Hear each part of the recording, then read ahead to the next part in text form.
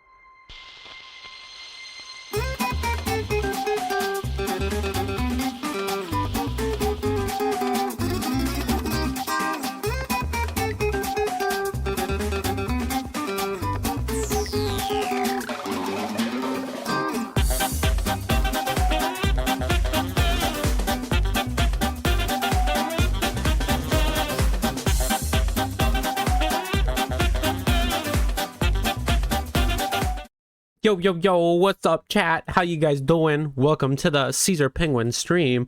Always a pleasure to have y'all here. How are you guys doing today on this fine Friday? Azriel, hey, welcome, welcome. How you doing? How you doing? Always good to see ya. How's everybody doing? Everybody good? Everybody cozy? Nice and comfy, I would hope. Need to take off my hood. It is very hot. It is a great day. Had a mini mental breakdown when you started the stream and it still said you were gonna play 7 Days to Die. Yeah, I don't know why that happened. I pressed it and I was like I pressed everything. Everything was right. I don't know why, but when it started like that. And I was like, okay, I guess so. I suppose so. But no, today we're reading Danganronpa 0. We're doing some more reading today. So let me crack a cold one open. Where's my cold one?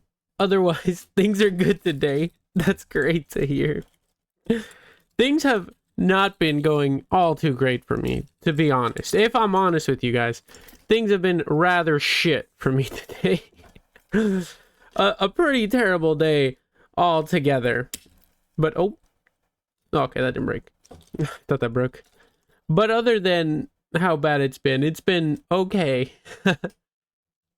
Really cute and sad Ibuki and Kazuichi short fan manga. Ooh, you're gonna have to send that to me. That sounds pretty fire. Can't wait to dig my reading claws into that. Especially since I'm gonna have a bunch of free time now. Well, not a bunch, but a bunch more than regular.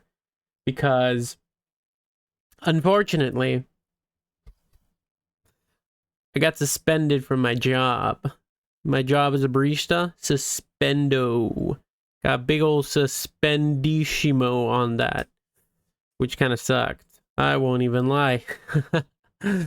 From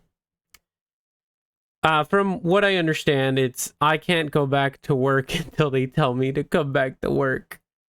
I understand why. I completely understand. It's because, you know, yeah. They're like, hey, listen, you haven't been showing up on time all the time, and you've been calling off every now and then, so we have a business to operate, so we're going to put you under suspension, which is fine. I completely understand. There's business to operate, so it makes sense to me. For the reason it's not like I wanted to be late, to be honest, though. I mean, the reason I am late at my work is just I choose to prioritize my own schooling over my own job. So that's just the consequences of what happens, you know, when you prioritize your schooling over your job. Things are like that are bound to happen. But yeah, I chose to prioritize my schooling. So I'm not too bummed about it. I'm kind of bummed because that means death to all my revenue. But it makes sense. I'm not mad about it. I'm like, yeah, fair enough, you know. It's just things you have to deal with when you're in college. So fair enough. Let me grab some water real quick. Quite thirsty.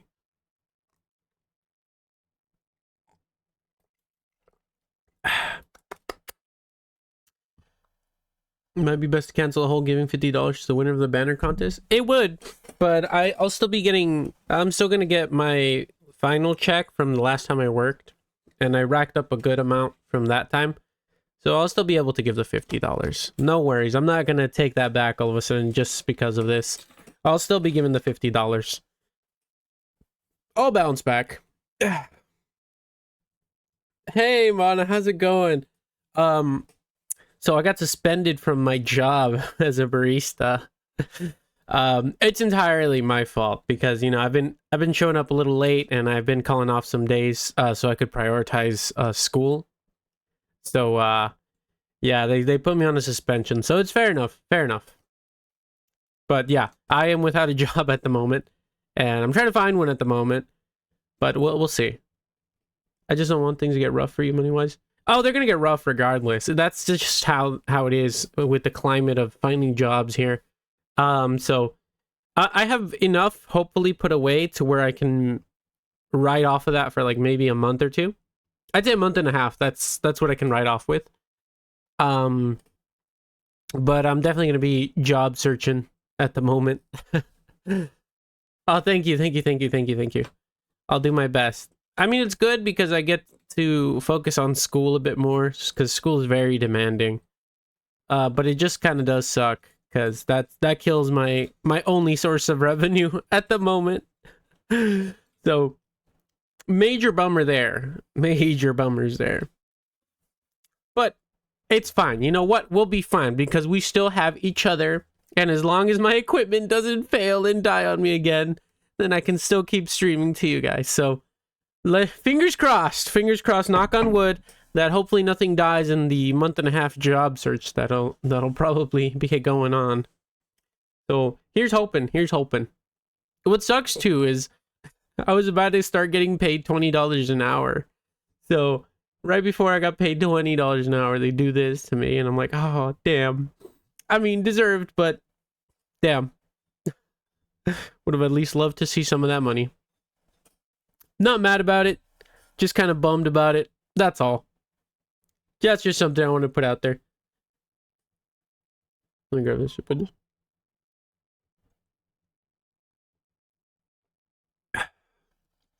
Delicious.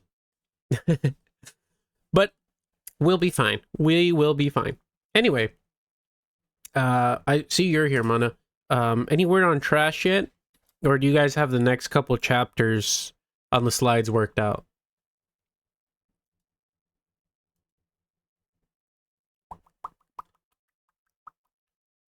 Speaking of which, thought I had the slides open. Let me go open those real quick.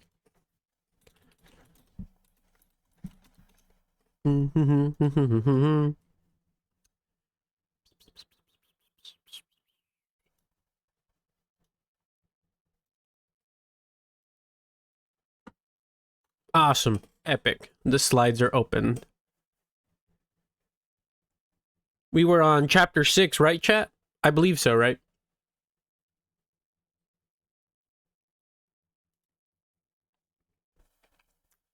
And I believe that was slide 21.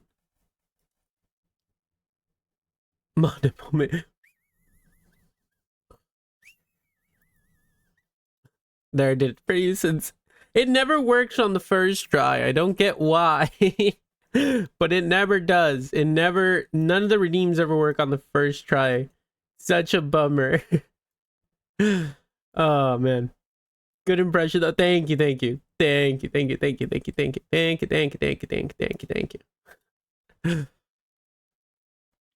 All right, let's see. Let me switch over to bloop, here. Let me move myself.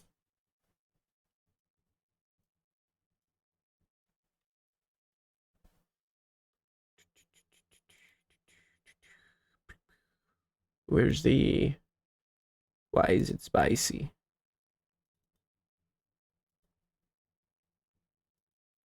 There we are. Perfect. And let me get some of the sounds going. Oh, thank you. It moved though. It was confined to its box, but it shed the mortal coil apparently. I believe it was 6.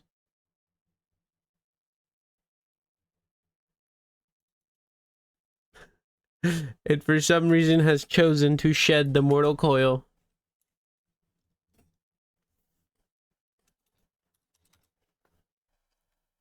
We're in chapter 7 now. Gotcha. Alright, that was too much. Hold on. I'm trying to fix the little scuffed chat thing.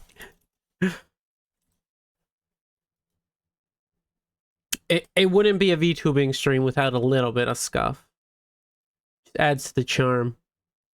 Okay, I'm getting somewhere. Let's try this.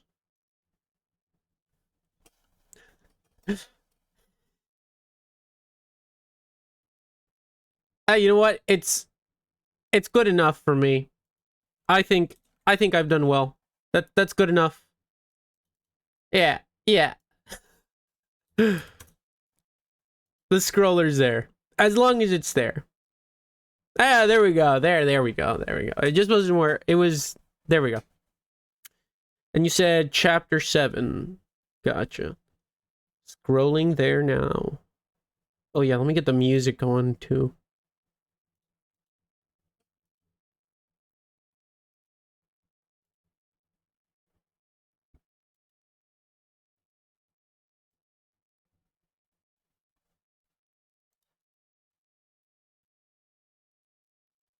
Epic.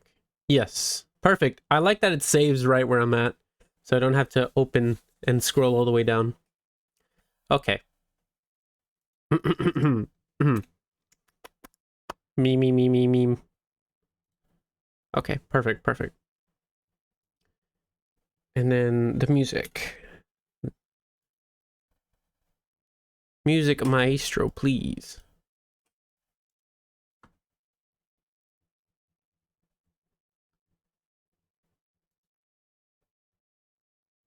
Can you guys hear it?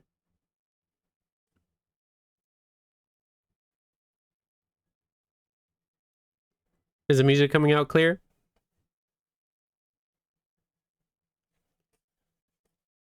Perfect. Oh, didn't mean to click that. Chapter 7. I don't get this girl at all. Ishiki Marurai muttered to himself as he gave chase. It wasn't that he hadn't been cautious. Quite the opposite, actually. But it hadn't crossed his mind, even once, that she might run away. In hindsight, he realized that what she did was only natural. A cornered mouse will bite the cat, or so the proverb goes. But in reality, it's very rare to find a mouse who would bite a cat. Even if it were seriously injured or dying, a cornered mouse would stay still. No, its only thought would be still try and escape. That's just the mouse's true nature.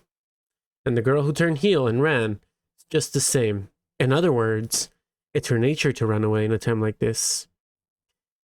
In that case, all I have to do is catch her, and this will all be over.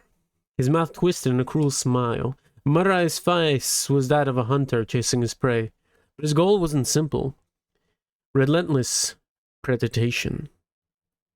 After I catch her, I'll beat everything she knows about the incident out of her. The tragedy of Hope's Peak Academy. Marurai hated that the incident and everyone involved in it with a fiery passion. Getting revenge for the tragedy was the only thing driving him anymore, and finally the chance to do so was within reach. A few hours earlier, he had received an anonymous message with the simple explanation: Junko Inoshima, who knows the secret behind the incident, will be in the Central Plaza tonight. The possibility of it being a trap had crossed his mind, but it was a risk he was fine taking. Even if it had been a trap, it would have been an opportunity to see who set it up. I will avenge them. I still have to protect someone, so I will avenge them all. There was a flame burning within his eyes. The moment he caught sight of his prey ahead of him, his speed increased dramatically. His long hair whipped up behind him as he closed his distance between them. In no time at all, he would be able to reach out his arms and catch her. It's over. He pushed his left foot strongly to the ground and stretched his long right arm as far out as it would reach. He could feel strands of his prey's hair brush against his fingers for just a moment, and then the prey suddenly changed directions with a sharp and unexpected turn, causing him to lose his balance. She had timed her move perfectly, almost as if she had planned it all ahead. Give me a second to grab some water here.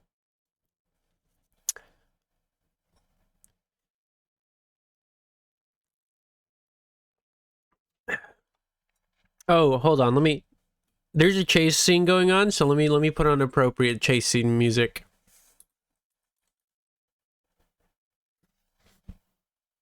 There we are. Perfect. The prey suddenly changed directions with a sharp and unexpected turn, causing him to lose his balance. She had timed her move perfectly, almost as if she had planned it all ahead.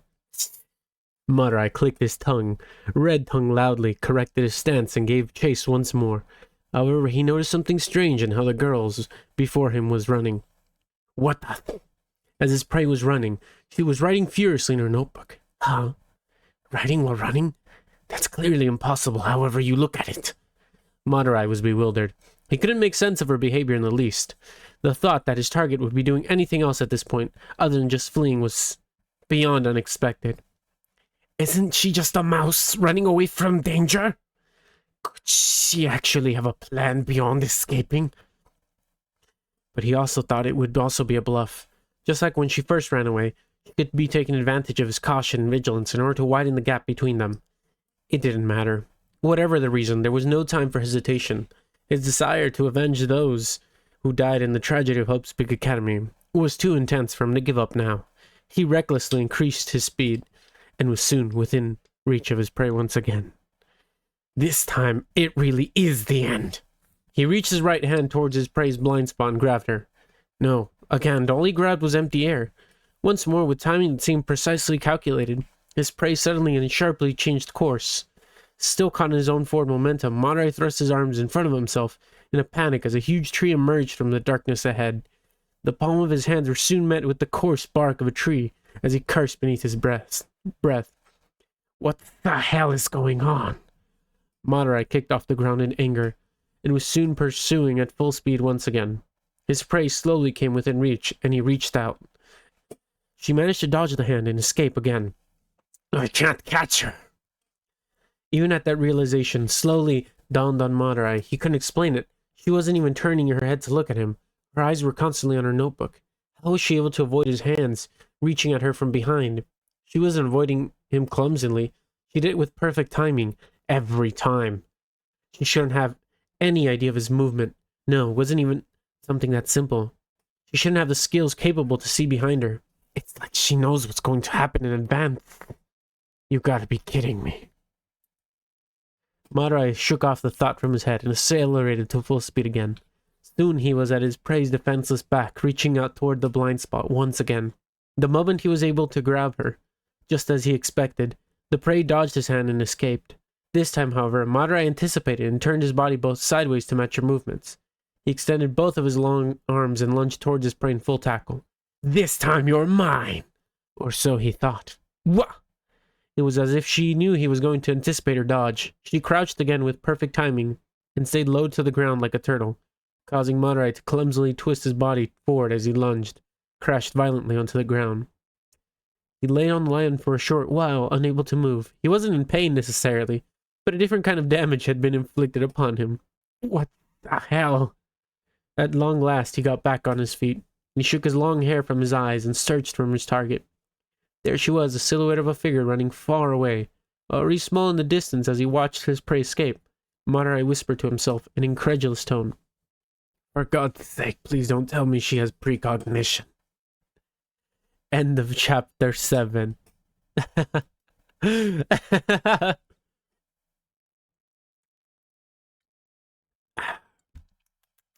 hope you guys liked the chase music. That was pretty fun. This chase scene is straight out of an old cartoon. As I was reading it, I realized that, and I was like, oh my god, you know it would go great with this? And so I played the grass skirt chase song. I was like, oh my goodness, this shit's so funny. It was perfect. It was perfect for this part. Oh man. Let me grab some water.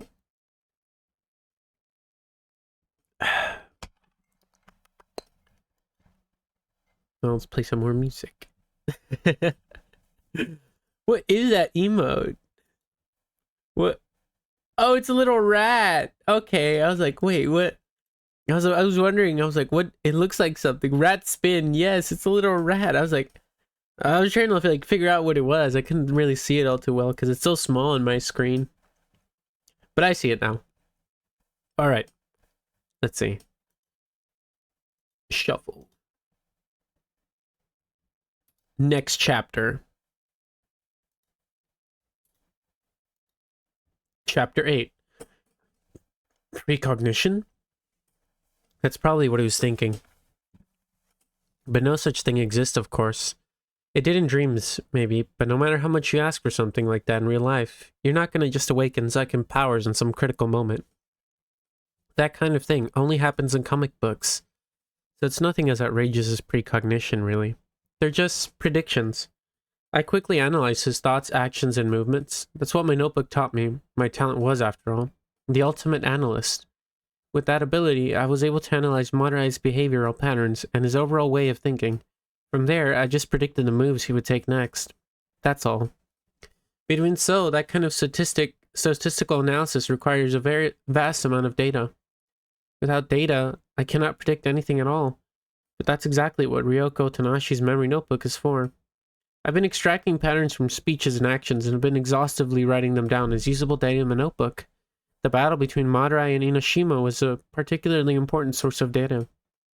She attacked Madurai using a variety of techniques and possibly even let herself get hit on purpose. Now that I think about it, she was probably trying to show me as many of his attack patterns as she could.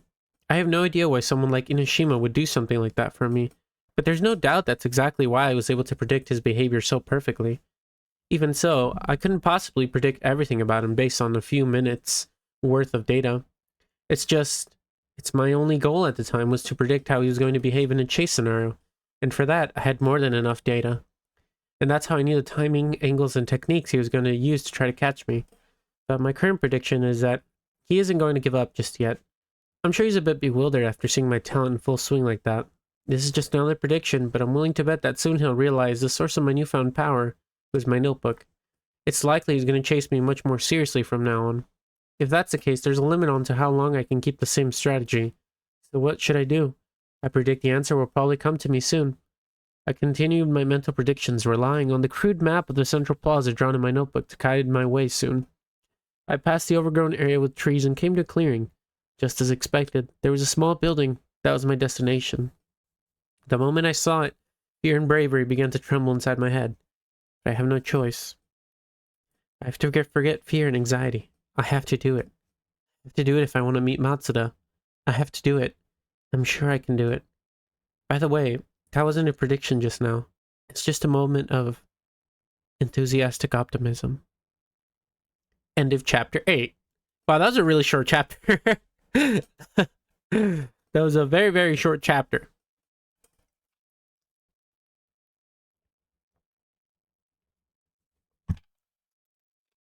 There you go, her talent. Yeah, the ultimate analyst. She is stonks. Her ultimate is just stonks. It's great. That's funny. Stonks. As your ultimate talent. Basically. Alright, let's get into the next one. Let's get into the next one. Chapter 9. Madurai had reached a conclusion. Who's calling me? How dare you interrupt me? Never mind. Forget about it. Chapter 9. Madurai had reached the conclusion. There was some kind of secret hiding in that notebook. Yes, that must be it. There's no such thing as precognition. She's been instinctively writing in that notebook of hers, despite the fact that terrible things would happen to her if she's caught. Which meant her secret must be in there. Not that he could even fathom what it would be. Which means I have to destroy that notebook no matter what. Madurai hadn't always been prone to complicated thoughts. He was often told the contrary. To his looks, he was a cautious man. But it wasn't always like that. It was simply necessary for the responsibilities he held. But now those responsibilities had lost their meaning. It was my fault. It was because I couldn't protect them. The only job that mattered now was finding the culprit responsible for the tragedy of Hope's Peak Academy and exacting revenge.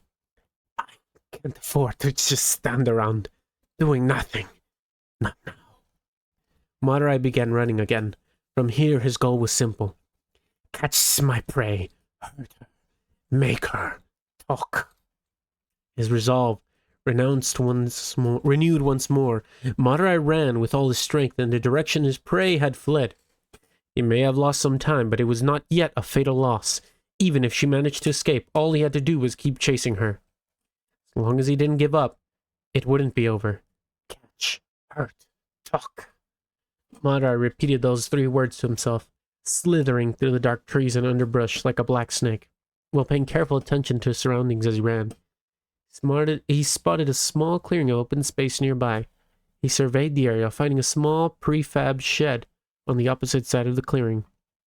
Light from the street lamp nearby flicked continuously, creating an ominous atmosphere right out of a horror movie. It's too suspicious to be suspicious. No, that makes it perfect. For someone to take refuge in, he muttered to himself. Madurai reduced his speed and moved carefully toward the shed. Its cream-colored walls and roof would normally seem pleasant, calm even, but underneath the eerie flickering light, they were almost sickening. He stood before it, peering through the window set in one of the walls to scan the interior. Swaths of dust were illuminated by the lamppost above, along with paint cans and bags of fertilizers that stocked its shelves. It must have been a storage shed for the central plaza, he thought to himself. As he noted cleaning tools leaning against the walls and shelves, there was no signs of life, but of course there were countless places someone could hide. Madurai backed away from the window, turning toward the shed entrance. A thin, light wooden door. He brushed the doorknob with just his fingertips, and once he confirmed it wasn't booby-trapped, he turned the handle. It didn't open. Someone must have locked it. Kneeling in place, Madurai paused to examine the ankle-high weeds growing around the shed. Most were upright, but a fair amount of them were bent or otherwise trampled. Someone had stepped on them recently. Well, that settles it. However, this gave him no peace of mind. Quite the contrary. The cautiousness Madurai had briefly forgotten returned in full force. So, what kind of trap has she prepared for me? He stood and took in a slow, deep breath. After the exhale, he turned the door and kicked it with all his strength. Wham! The door opened just slightly, making a dull noise. Wham! Wham! With a few more kicks, the gap in the door was wide enough for a single person, though beyond that gap there was only darkness. Madurai lowered his posture and slipped through carefully. Excuse me, I'm coming in. The sound of sand beneath his feet rippled through the silence. The structure was larger than it seemed from the outside. The only illumination came from the flickering light outside the window, which had little effect on the gloomy darkness covering everything. Cobwebs spread in every corner of the shed across the shelves of paint cans, the sacks of fertilizer, the edges and points of maintenance equipment. Hey, I know you're hiding somewhere. Madurai's voice echoed slightly through the small room, and suddenly his eyes were drawn to a particular spot. Behind a heap of burlap sacks, he thought he saw something moving, a small, shivering movement, almost as if in response to his voice. There she is. Madurai advanced slowly toward the pile with increased caution. There had to be a trap here, somewhere. Many of the tools in the shed could double as weapons in the hands of scared prey. Madurai could see her in his mind, hiding in the darkness, clutching one of them in her trembling hands. What are you planning? Raising his voice and staying alert, he inched close to the pile. By the time he reached the room's center, his eyes had completely adjusted to the darkness. If it's a fight you want, I'd be happy to accommodate, he said in a cruel, flat voice. But I'm warning you, you will regret it later. You're going to be in a world of, huh? For a brief second, Madurai had no clue what was going on. He felt something hit his face, and then his vision went blank. Gah! Groaning, he half opened his eyes. His surroundings were engulfed in white fog. Gah! From behind the pile of burlap, someone had thrown a white-gray clump at his face. As soon as it struck Madurai's body, it seemed to burst open and scatter into countless small particles in the air around him. His prey thrust her hand into one of the sacks in front of her, and grabbed another mound of powder from it and hurled it at him. Yeah! Madurai was stunned. This was no fight. It was a childish quarrel. A snowball fight with clumps of white powder instead of snow. What the fuck? Madurai's face twisted in anger.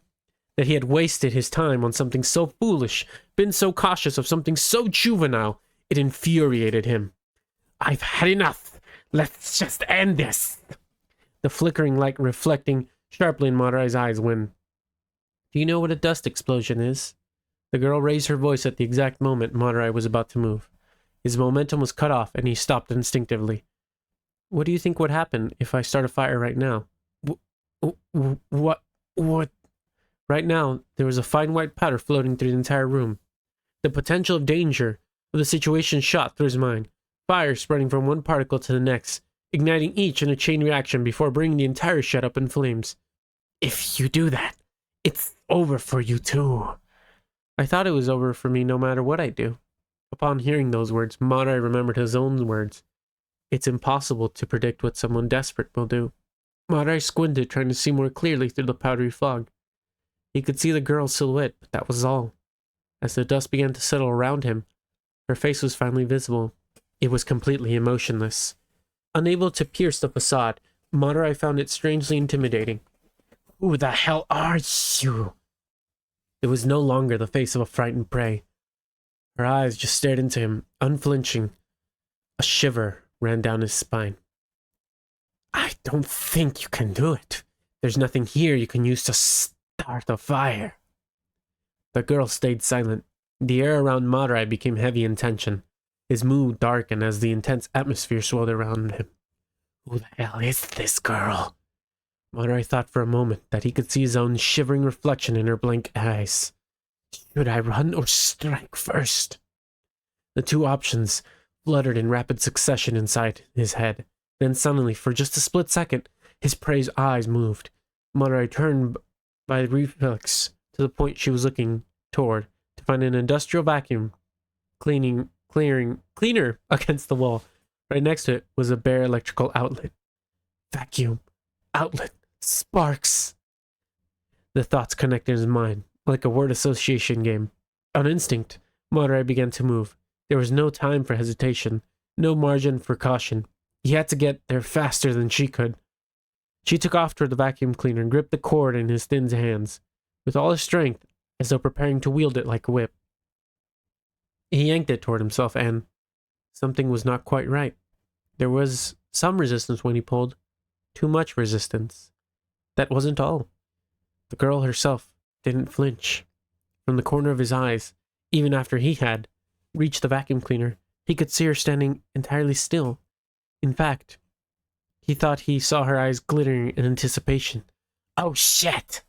The sense of something not quite right transformed into a single word in Madarai's mind. Trap! But it was too late. A large shadow swayed into Madarai's view, the huge stack of shelves tilting toward him. The paint cans upon them slid down in his direction, rattling as they went. Closer, even closer. And then, with a thunderous roar and a cloud of dust, Ishiki Madarai was crushed beneath the fallen shelves. Bleh. End of chapter 9. Damn. That's it? He's done? That was all of Madarai? That's it? He's gone?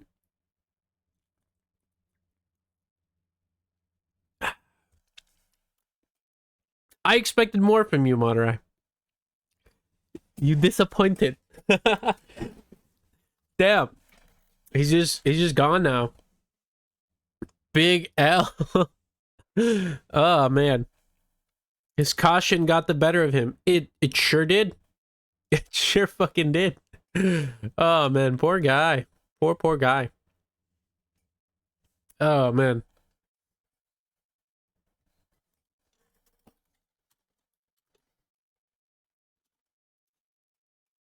Oh man.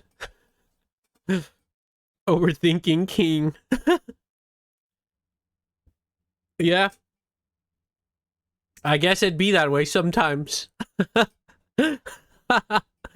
Damn. I actually kind of wished I thought he was going to be more involved in this story. I was like excited. I was like, "Aw, shit. This guy's like a real hyped up villain." I was like, "Damn. I can't wait to see more of him in the story." Not anymore. Oh, that's funny. Hey, Koichi, how's it going? Oh, man. How about you learn nothing? No, I didn't, actually. There was so much snow everywhere. It was not fun to pick up. There was mounds. I think there was more this time than there was before, than last time. It's a damn shame, I'll say. Grown to learn to like him over the years, to be honest. He's good as a villain. I like him as a villain. overthinking, but I mean, R.I.P. to the villain. Yeah, I think he was a pretty menacing villain. Is your Madurai cosplay? Just kidding. This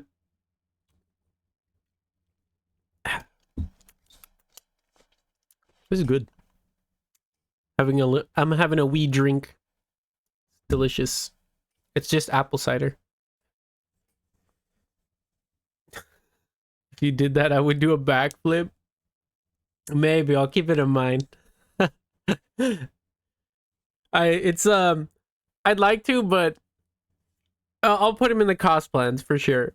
Never seen a cosplay of him before. It would be a first it would be a first, that's for sure. I don't think I've ever seen a cosplay of him either. But to be fair, I just started the fandom, so I've seen Danganronpa cosplays before. But or maybe there are cosplays of him, but I just didn't recognize at the moment. I probably just thought it was Orochimaru or something like that. Probably. I don't know. Him and Orochimaru share a similar design. So probably could have just mistaken them for that if I did see him at a con or something. That's funny. Excuse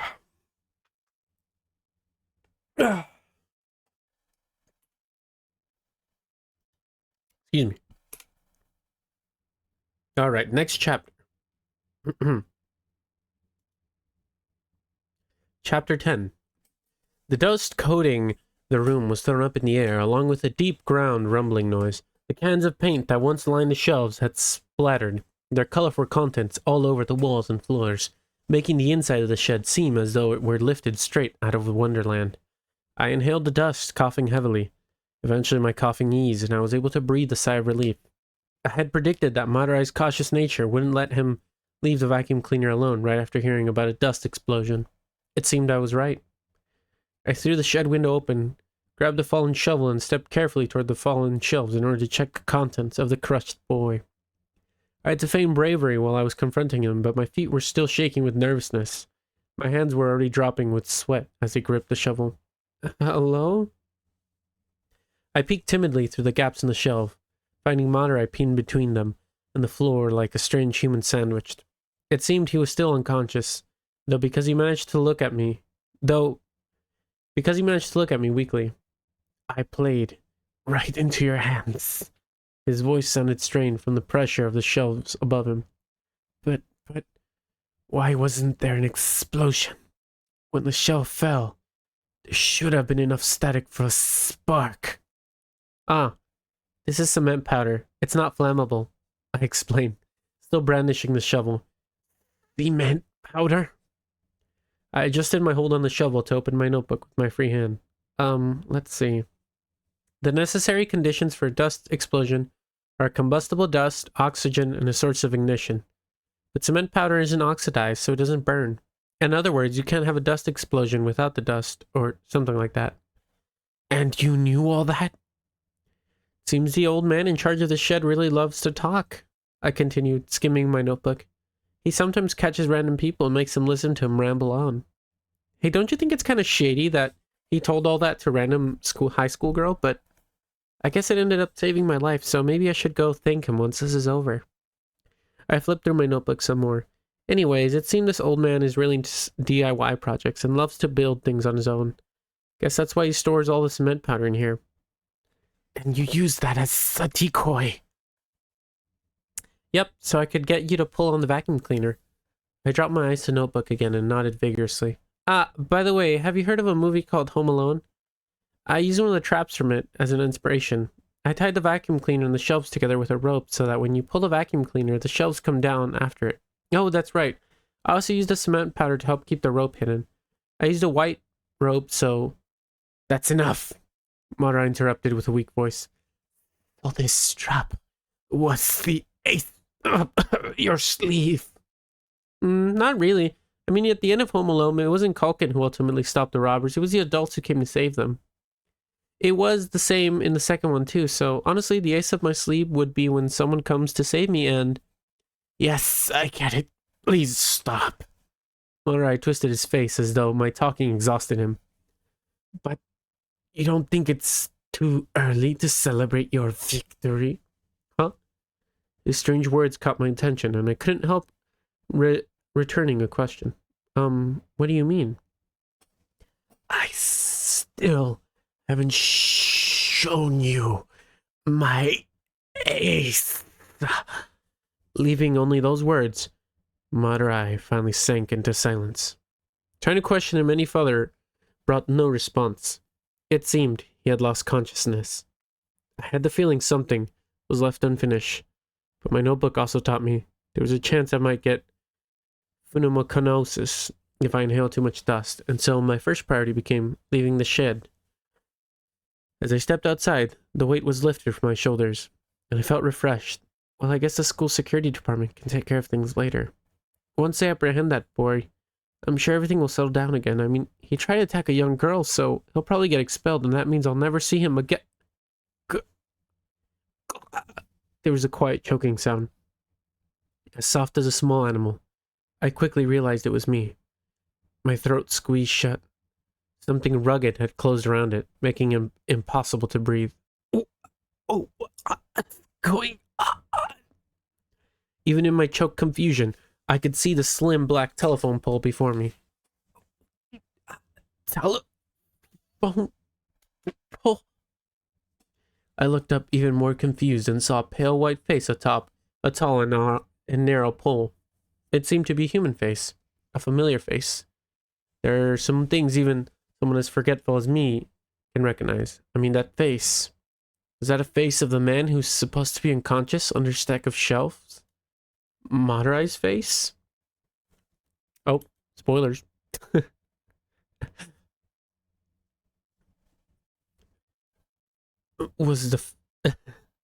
You seem surprised. He wasn't injured in the least. Even his clothes were perfectly clean. I know what you're thinking. Why is the man I just took down inside the shed standing here strangling me? Am I right? A cruel smile tore through Madurai's face. To make things short, this is the ace up my sleeve. Well, part of it anyway. His eyes, narrowed as could be, were fixed on my own. They were oily and glittering.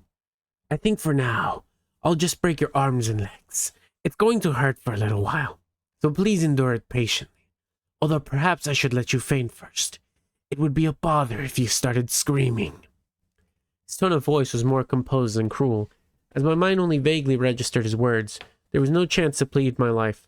Madurai tightened his grip around my throat even further, and I felt consciousness slowly slipping away.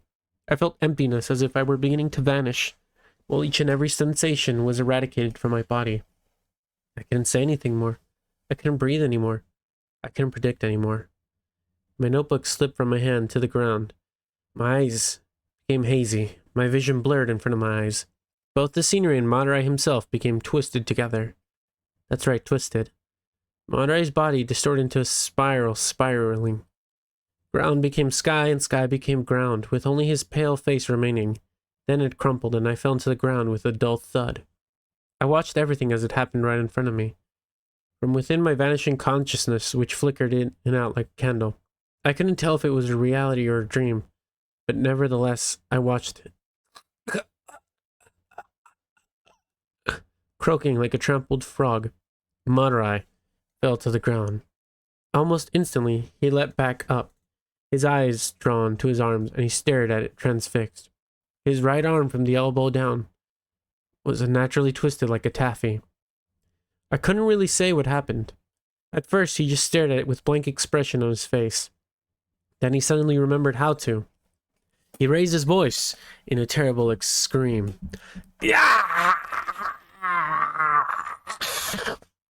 It came out with such force that it seemed to expel all the air from his body. A wretched scream filled with confusion, terror, and pain.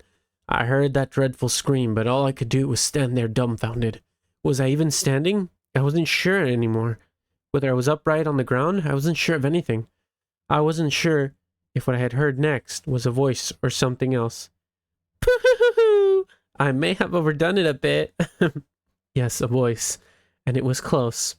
Well, it's not like I had any choice. It'd be totally embarrassing if you died here. I mean, you're the protagonist in the scene, right? That's when I noticed it. It was strange that I had it until now. There was a pitch black silhouette standing right before me, and on top of the black silhouette floated a face I remember seeing somewhere before, but I couldn't remember. I couldn't remember whose face it was. You can't remember who I am, can you? I guess that's just natural. Well, don't worry about it. I'm sure you'll come to remember soon enough. After letting out a laugh, the voice coming out of the shadow grew quieter. But anyways, I guess I gotta clean up this mess. What happened next started before I knew what was going on, and ended just as quickly. She placed her hands upon Madarai's head, who was still on the ground, screaming in bewildered pain. As she stroked his head gently, Madarai looked up with a surprised expression, when suddenly, with a sickening crunch, his head, fixed with the same shocked and horrified expression, twisted harshly, and stopped at an inexplicable angle. I have no idea what's going on. Madarai collapsed on the ground like a rag doll. Red froth spilled from his mouth as he convulsed at my feet. Ah, this is just a dream. That was my conclusion.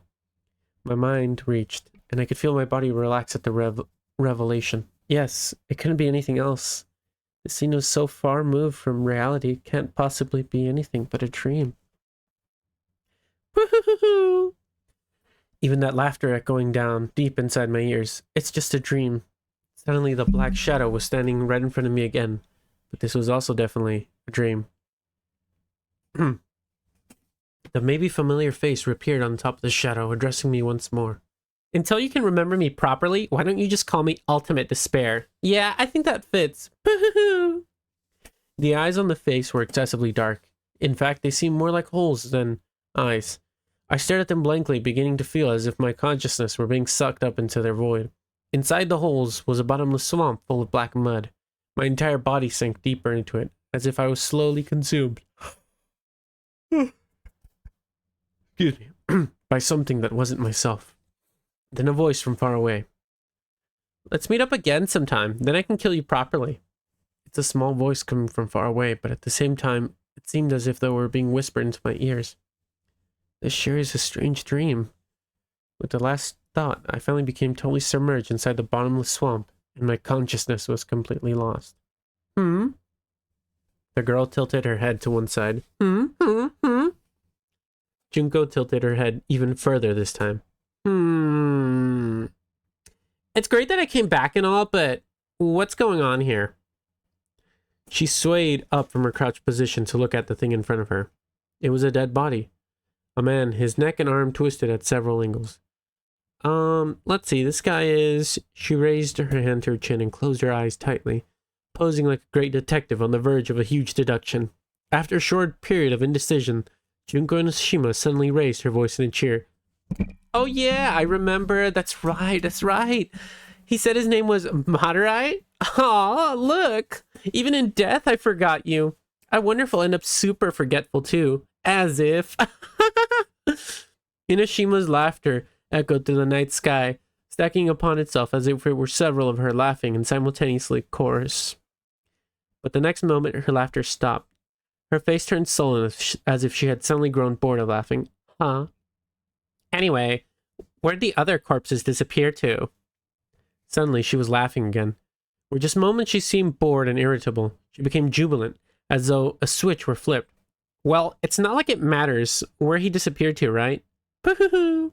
I'm so despair-inducing great at these kind of things. The second her declaration was done, her face turned sullen yet again. But it's so unsatisfying when your plans always succeed. Whose fault is this? Isn't anyone going to take responsibility? Her expression changed with every sentence that came out of her mouth. But none of it was an act. Every time it reflected true feelings. Despair-inducing. Capriciousness. That's what she was all about. She was the ultimate despair Junko Nishima, after all. Still gloomy, Inishima shuffled toward Monray's dead body. Hey, it's your fault, you know, hey. She prodded the body with the toe of her boot. Hey, say something. What's with being so easy to kill? You could have at least made an effort to disrupt my plans. How can I possibly despair like that? At this point, she suddenly changed her voice. It hurts. I'm so sorry. She whined, mimicking the dead Monterey's voice, as though it were a morbid ventriloquist act. Inoshima, please forgive me. She began kicking the body more forcefully as she continued to speak for it. Dark red liquid dribbled from its mouth. I'll repent by killing myself, so please forgive me. Inoshima returned to her normal tone of voice. But you can't do that. You're already dead. Having delivered her grand punchline, she stomped hard on Madara's face. Squelch. A thick crunching sound surrounded her. Inoshima laughed, a loud and vulgar laugh, as if her one-woman show was the funniest thing she'd ever heard. But as soon as she grew tired of that too, and her face returned to its original expression, well then, I guess I have to call that pitiful sister of mine and ask her to clean things up over here. First the filthy corpse. Then I'll need her to take care of that shed too. Finally, I just have to get rid of that nuisance of a boy that Ryoko Tanahashi loves so much. Having confirmed her immediate plans herself, Inoshima started laughing again, as if she had just remembered something funny.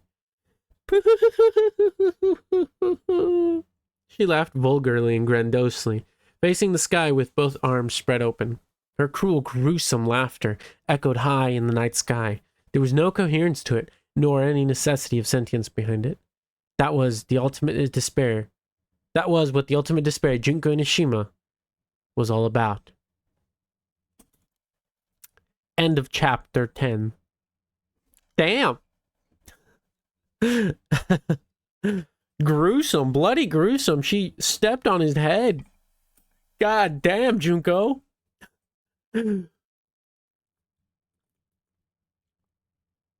I guess it wouldn't be Junko if she didn't do that. But still, like, damn. God fucking damn. Bro got crushed by a shelf. Got his arm twisted. Neck snapped. Kicked and head crushed. Bro had the ultimate disrespect, bro. He got ultimately disrespected. That shit must have sucked. He was probably looking on in the afterlife and he was like, I'm already dead, please. And she played around with his body too. Like, what the fuck? My poor boy. Justice for Madurai. Oh, man. Let me grab some water real quick. Hell of a chapter, though. Hell of a chapter. We're already, I believe we're already more than halfway through the first novel. Let me check. Yeah. We're just about more than halfway.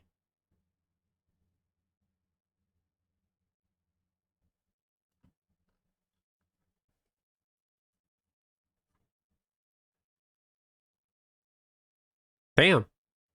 We're going through this novel a bit quick. Okay. Here we go. Voiced him begging for forgiveness and saying he'd kill himself. Yeah, that shit was crazy. That's some Junko shit right there. Stuff only Junko could do.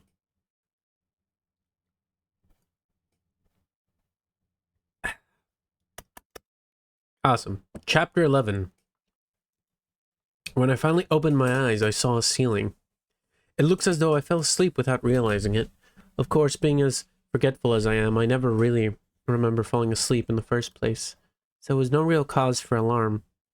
I calmly turned my gaze toward the ceiling, to a nearby window. Sunlight beamed in through the gap in the curtains, illuminating the white room I was in.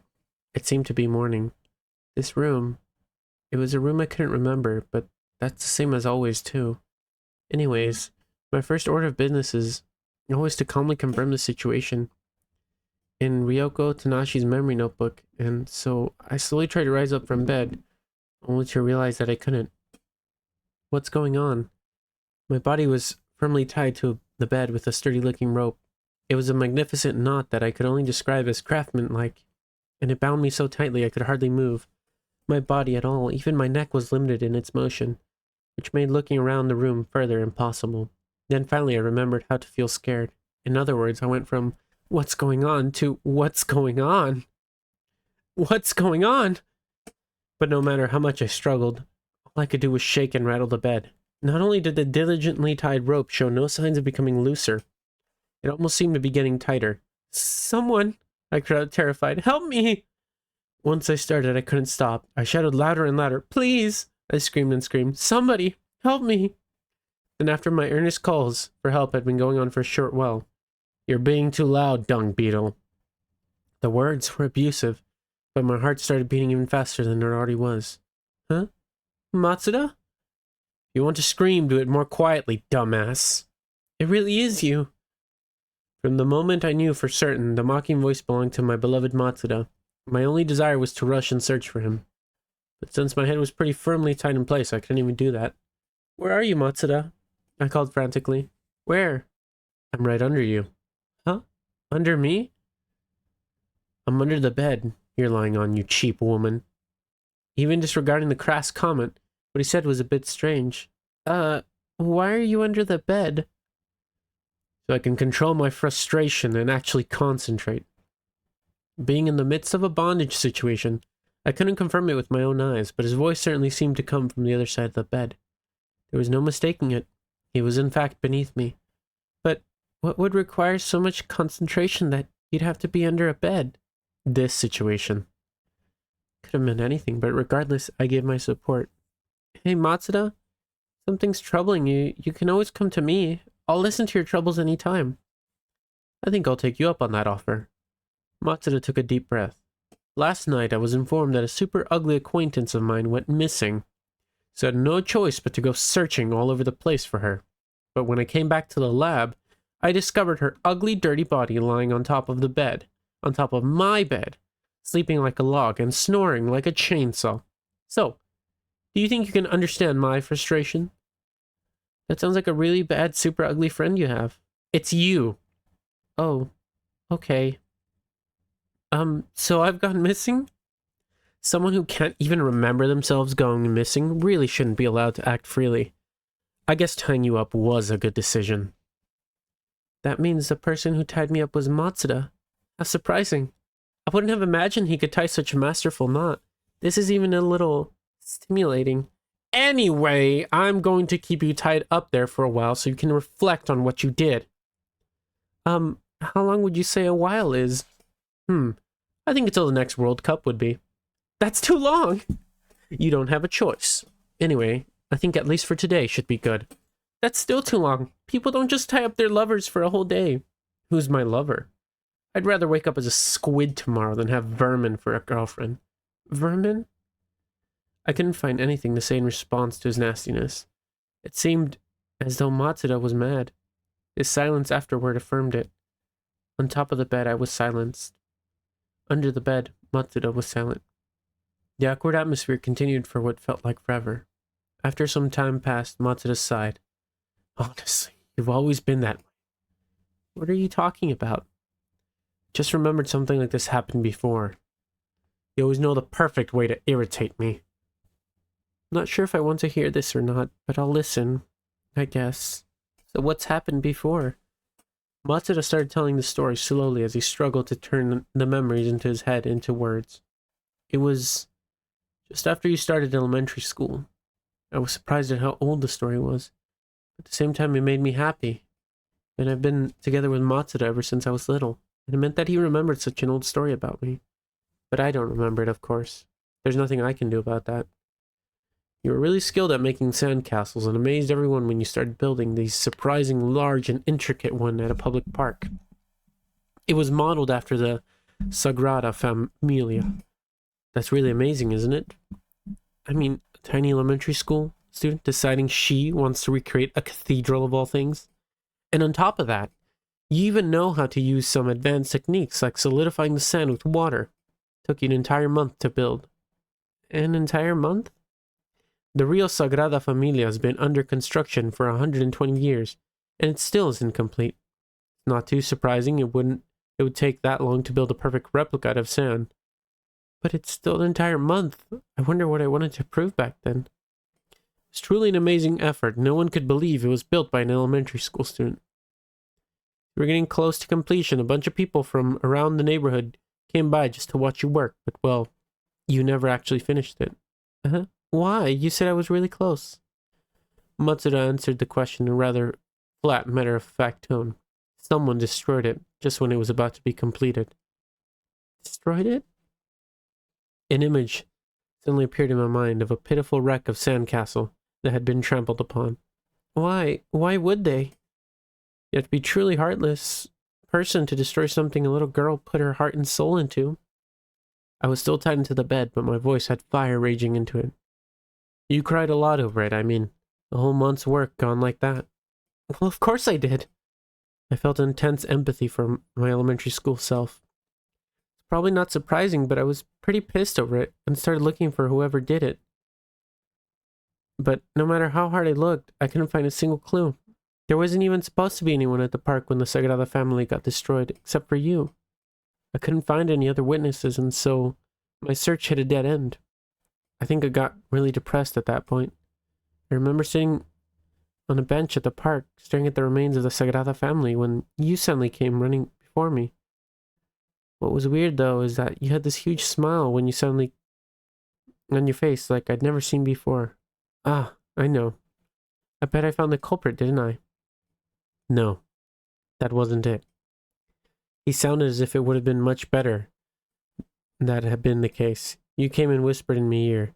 You told me to keep a secret, but that it was you who destroyed the Sagrada Familia. Huh? I was struck by complete surprise. So I spent a full month working on a sandcastle? And when it was almost done, I destroyed it myself? Irritating, isn't it? Irritating or not, why would I ever do such a thing? I asked you that. It wasn't clumsiness or anything. I mean, if it were, you would have said so. From the start, thanks to you, I wasted my time looking for a culprit that didn't exist. It wasn't an accident. That means I ruined a month of work on purpose? How much of an idiot was I? Couldn't empathize with her in the least at this point. In the end, you just used me as your plaything. Do you get it now? You can be absolutely infuriating at times. Yep. Guess even while tied down, I'm a total lost cause. We've reached a rare agreement then? Just like that, I was convinced being tied up was a good idea. But I still had one regret. No, it was a deeper than regret. A deep feeling that I couldn't find the word for.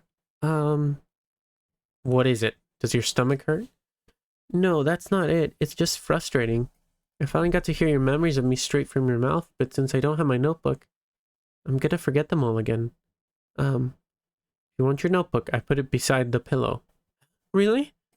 My heart leapt at such an unexpected act of love. Which side, left or right? Maybe neither of them. Calm down, dimwit. It's on your right side. It's on my right. I should concentrate on my right side. I strained my muscles, turning as best as I could to the side.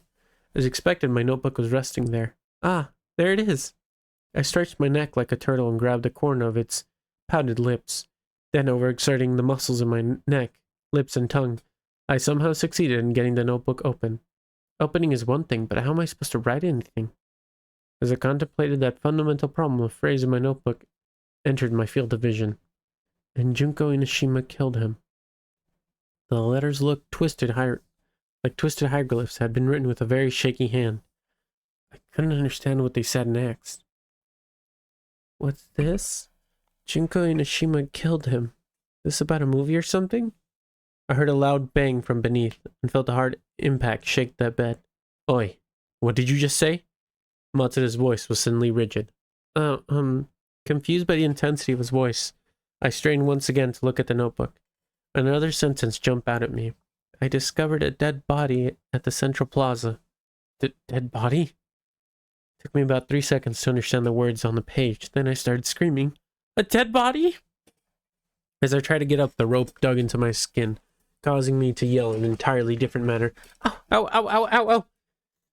Nevertheless, Matsuda didn't seem to care about my predicament. He just asked the question again in the same stiff voice. Did you say Junko Inoshima? But I didn't know anyone by that name, so it didn't matter. A dead body? It says here I found a dead body. What am I gonna do? What do you do when you find a dead body? More important right now that you answer me. Do you know who Junko Inoshima is? More important? Upon hearing those words, a sense of discomfort spread through my body. It was such a strange reaction. I mean, how could that be more important than discovering a dead body? That's just not natural. Hey, Matsuda. I tried to stop overthinking and ask directly. You seem too worried about This Junko Nishima person. Have you met her before or something? I could hear quick, short breaths from under the bed. Hey, Matsuda. There wasn't a dead body. Huh? If you really had found one, the school would have been in the uproar right now.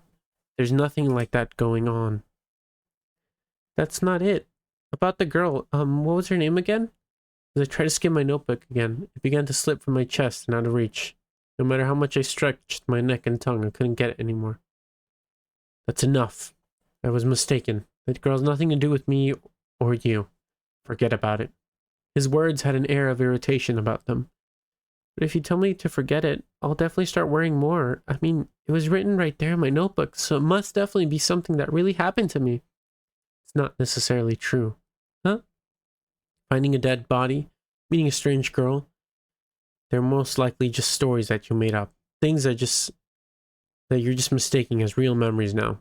I'd never write made-up stories in my notebook. I mean, if they did, they'd get mixed up with my memories, which would be terrible. Maybe that's exactly why you did it. Huh? You might really have mixed fake stories with your memories on purpose. My heart became hazy as I listened to his blunt words. Why would I do something like that? You're always saying how nothing has anything to do with you. If that were the case, wouldn't you get lonely? Not being able to retain memories means struggling to form bonds with those around you. This sort of thing would definitely start to affect you. Huh? I felt my breathing slow. That must be it. You were so lonely, so you started writing an imaginary story. I'm not lonely! Not at all. I blurted out, upset. Oh, and you remember that? Matsuda's sullen voice yelled back from under the bed, muffled slightly.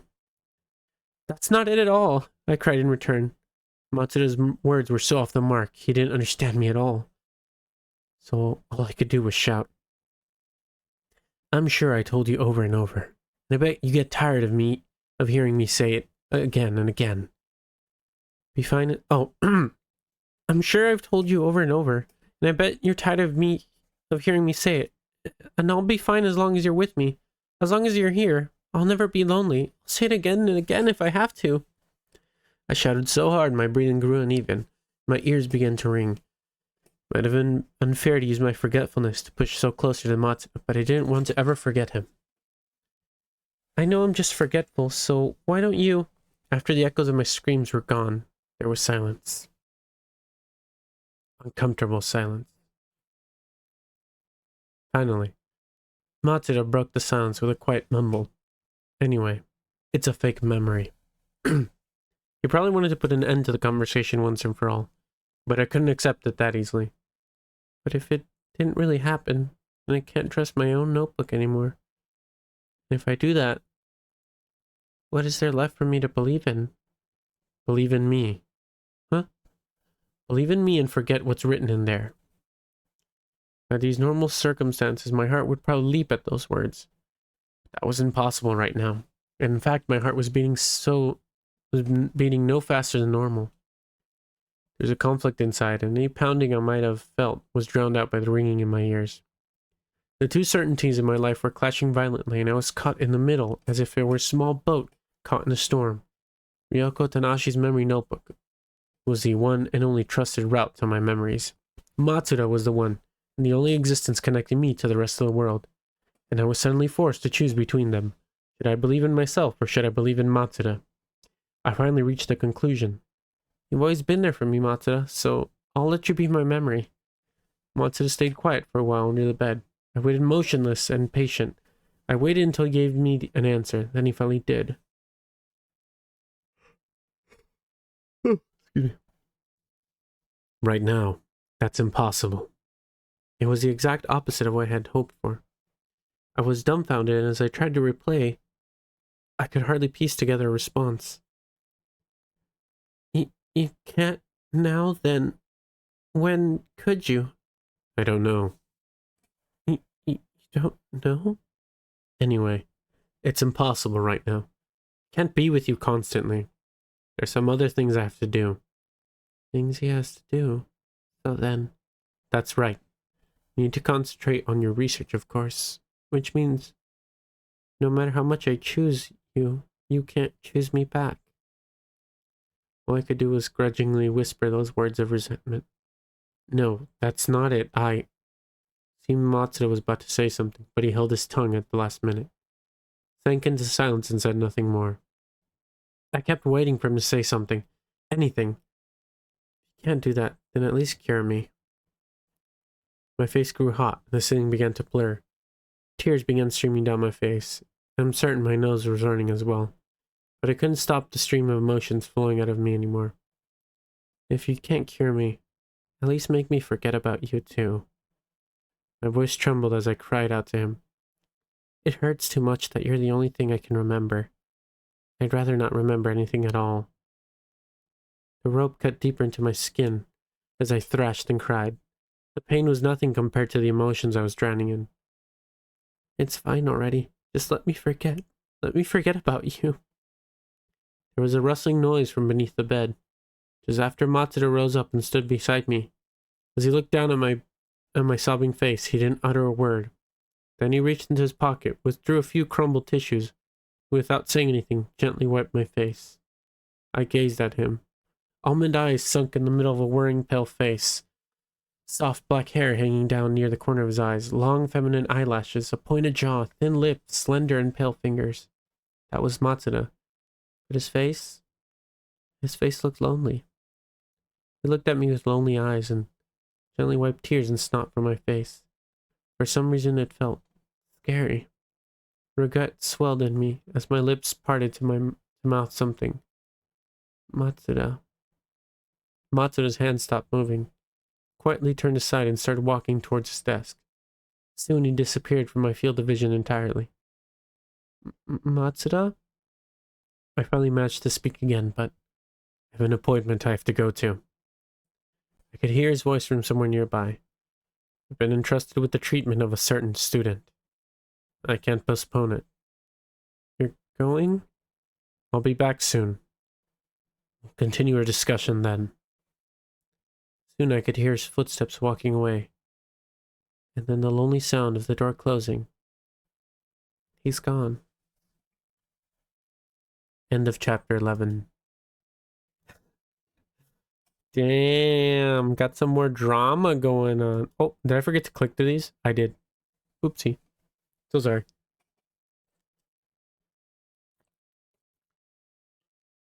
Damn. Lovers drama, lovers quarrel right there.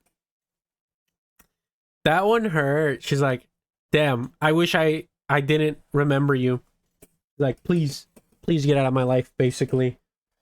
Like, damn. She really hit him with the please be gone from my life. Choose me or your memory. Basically. I was like, holy shit. He was just gaslighting her. I felt so bad. I was like, damn, gaslight girl boss gatekeep. Hey, Zero Yonder, how you doing? Welcome to the chat. Welcome to the stream. We're doing a reading stream right now. But welcome. Good to have you. Good to have you aboard.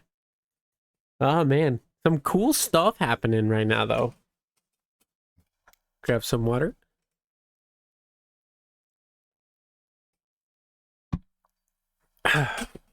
Very excited though. This is a good book so far. All right, let's move on to the next chapter.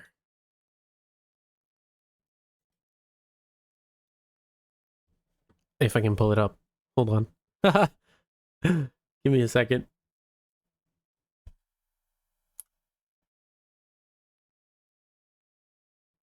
Chapter 12.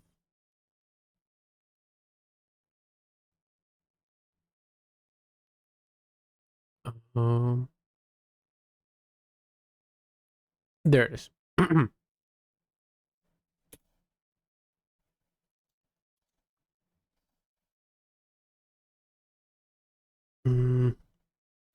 Sorry. Give me 1 second.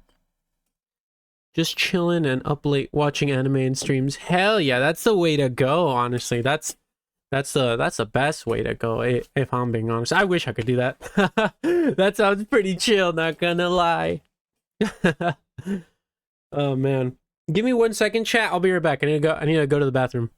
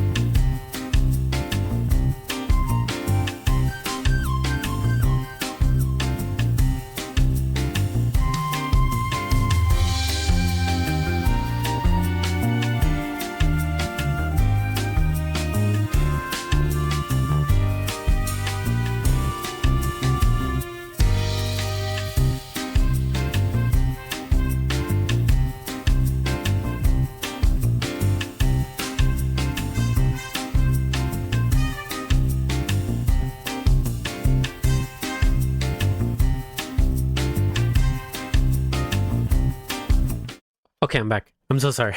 So sorry. Just really had to use the bathroom. But yeah, Zero Yonder, thank you. Thank you for the follow the other day, by the way. I love having new friends, so I'm glad to have you aboard.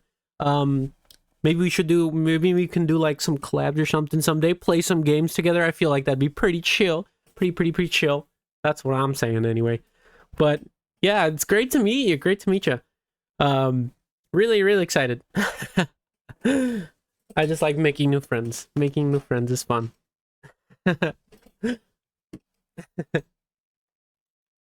Ah. Damn. Getting good at stretching before we open a new chapter of this awesome manga. Manga. How do you guys pronounce it? Is it manga or manga? I say manga. Or actually no. What do I say? No, I say manga. How do you guys pronounce it? Manga? Or is it manga? I think this is more like a light novel, right? This is more of what you would consider a light novel.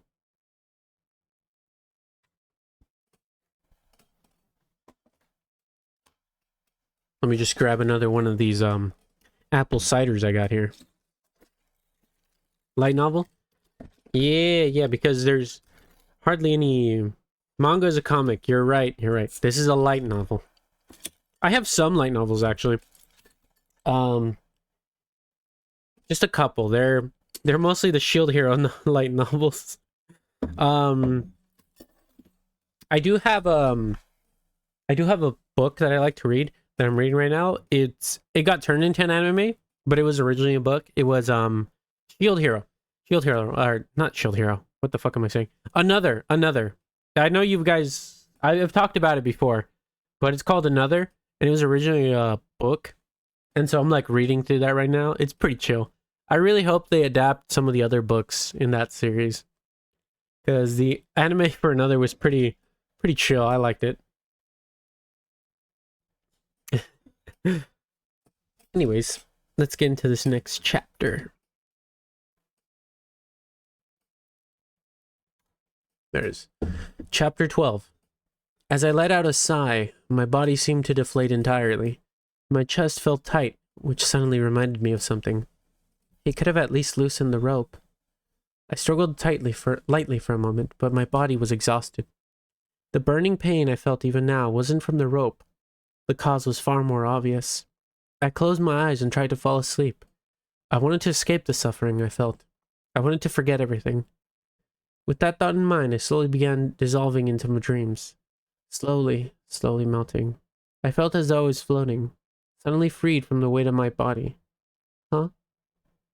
My consciousness resurfaced in an instant, and when I opened my eyes, I discovered that the rope had bound me was now untied. Matsuda? I rose from the bed and looked around the laboratory, but there was no one there. So how did the rope come undone? Maybe it was slackened and come undone over time. Or perhaps I had a hidden talent for escape artists like a magician. As I pondered the reason, I took a good look around the laboratory and noticed an electric kettle on one of the desks. Maybe I should make myself some tea to calm me down. Soon after I poured some boiling water into a small teapot, the fragrance of green tea leaves trickled my nose as I prepared a cup and took a slow sip. The hot, strong liquid flowed down the back of my throat, made its way to my stomach, and I finally calmed down. Looks like you finally calmed down. Huh? A small boy I didn't recognize appeared out of nowhere, standing directly in front of me. Huh? I dropped my teacup in surprise, and it hit me directly on the foot. Ah! I writhed from the sudden agony. Ah, you're clumsy. You sure are clumsy, big sis. Who are you? I managed to ask. The innocent-looking laugh boy through the pain. You've forgotten already? I introduced myself only last night. We met last night? I limped to the bed, dragging my throbbing foot behind me, where Ryoko Tanashi's memory notebook was still lying. I picked it up and leafed through the pages. Ah, I got it. I suddenly remembered. Are you the boy from the dorms I asked to leave Matsuda a message? Bingo, that's right. I'm Yuto Kamishura from Hope's Peak Academy, 77th class. But when did you come in here? I asked. I didn't notice him entering at all. Well, it's natural that you didn't notice. Kamishiro chuckled and sat down on top of his desk. But that's the wrong question to ask. Huh? What do you mean? Kamashiro's mouth spread into a broad grin. I mean, I've been here all along. All along? Well, ever since Yasuke Matsuda tied you to the bed, with the rope at least. I heard every bit of that lover's quarrel you had. After that and everything, speaking of that, sure was one impressive knot he tied. I'll have to ask him to teach it to me sometime. So you mean... I gradually tried to piece together the full situation. You've been hiding somewhere in the lab since the beginning and peeked in on what Matsuda and I were doing. How rude. I may be a little perverted, but I'm not that kind of guy who hides and pervs on people. Kamashiro puffed his cheeks. I couldn't tell if he was genuinely upset, though. But if you weren't hiding, we surely would have noticed you. I mean, if not me, Matsuda would have... You still don't get it. Fine, I'll say it more clearly. Kamashiro pointed a thumb at his chest in self-satisfaction. You didn't notice me because of my talent, he declared cheerfully. I am the ultimate spy, after all. If he tried to puff out his chest even more, he probably would have fallen over backwards. Ultimate spy? You know, like 007 or Mission Impossible. You must have seen one of those movies at some point. I'm just like that, a secret agent, if you will. A secret agent? I had no memory of seeing either of the movies he mentioned, but nothing about the boy gave the impression of something like that. As long as I can remember, people have been telling me how short and plain and insignificant I look. While explaining, he took out a large melon bread from somewhere. Honestly, it's a mystery where he could hide such a thing inside his outfit. I nibbled on it for a moment, before continuing. When I was a kid, I hated my lack of presence, but then I had a realization. This is not a disadvantage, quite the opposite. It's an incredible talent. I mean, if you have no presence, no one's gonna notice you. It'd be great as a spy or a ninja, no drawbacks at all. It was a talent bestowed upon me from the heavens. If I use it, I could become a super spy that saves the world. The second he finished talking, Kamashiro stuffed the rest of the melon bread he was holding into his mouth. In other words, you weren't hiding at all, but we just didn't really notice you. Kamashiro chewed and gulped the rest of the bread down. Yeah, exactly, he said, smiling widely. At first, I came here in order to fulfill the promise I made to you yesterday. You know, the message I was supposed to pass along. But when I got here, I saw you and Matsuda already found each other, so I figured it wasn't necessary anymore. But it was a waste to just go back home, so I thought I'd go show off my talent. Show off your talent? I frowned. But why? So I could help you with the incident you've gotten yourself involved with, of course. Kamashiro looked at me with passion-filled eyes and didn't match his boyish face at all. Now that you've seen me do it, you get it, right? I can easily gather any information and solve any case. I'm the kind of guy that likes to aim big. The more dangerous the incident, the more exciting it is, even if it turns out to be a terrorist plan to steal a nuclear warhead. Ah, my body shivers just imagining it. Kamashiro's body indeed shivered a little in excitement at his own words. Out of his innocence oozed a sort of madness. You're a strange one, aren't you?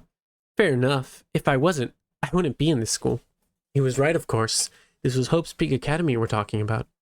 I'm probably just as strange. So what are you gonna do, big sis? I think your best course of action right now is to gain another ally. Not just a regular ally. I'm a specialist, a pro at intelligence gathering. Kamashiro pulled out another piece of pastry. Does his outfit really have the space to store that many?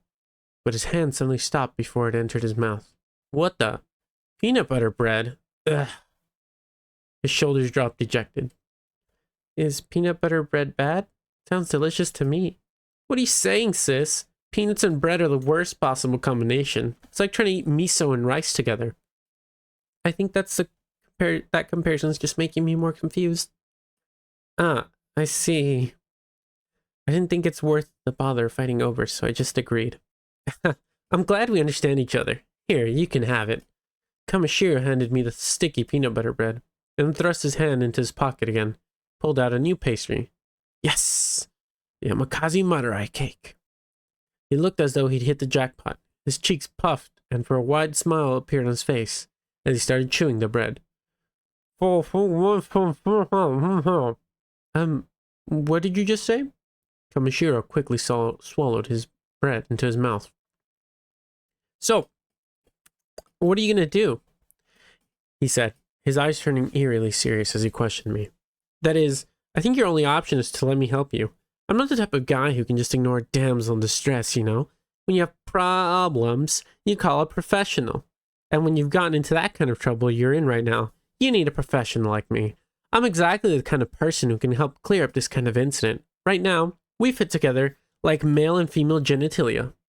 You're a confused person in trouble, and I'm a person who solves problem.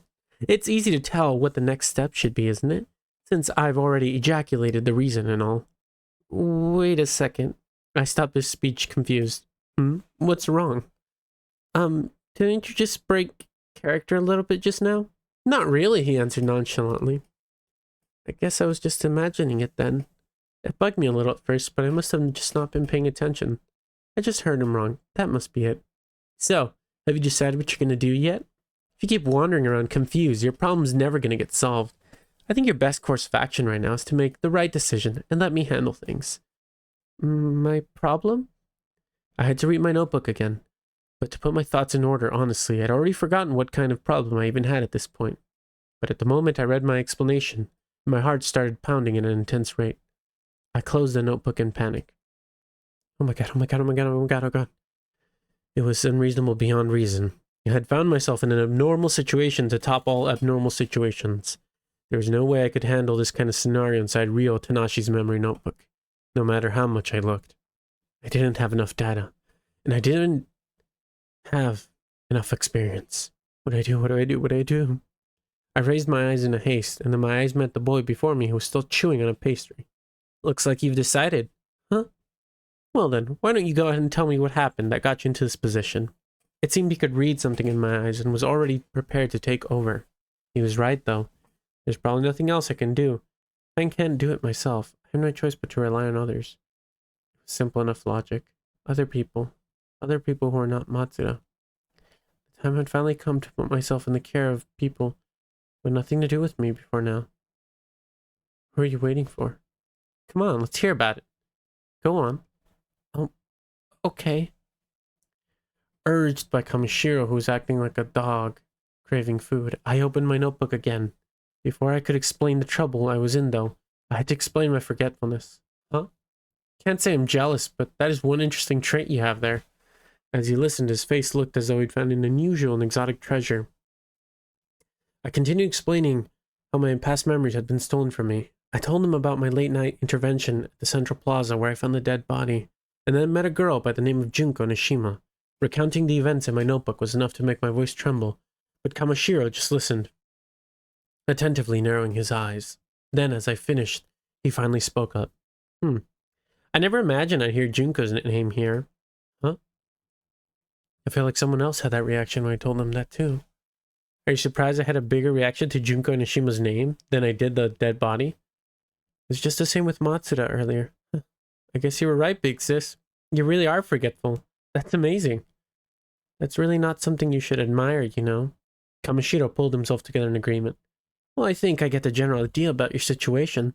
Since I'm a super spy, I don't get too surprised by dead bodies.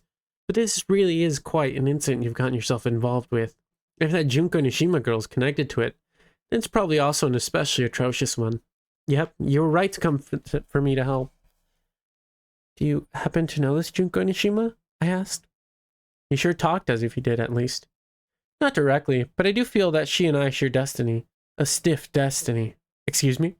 You sure had an experience straight out of a Hollywood blockbuster, haven't you? No need to worry, though.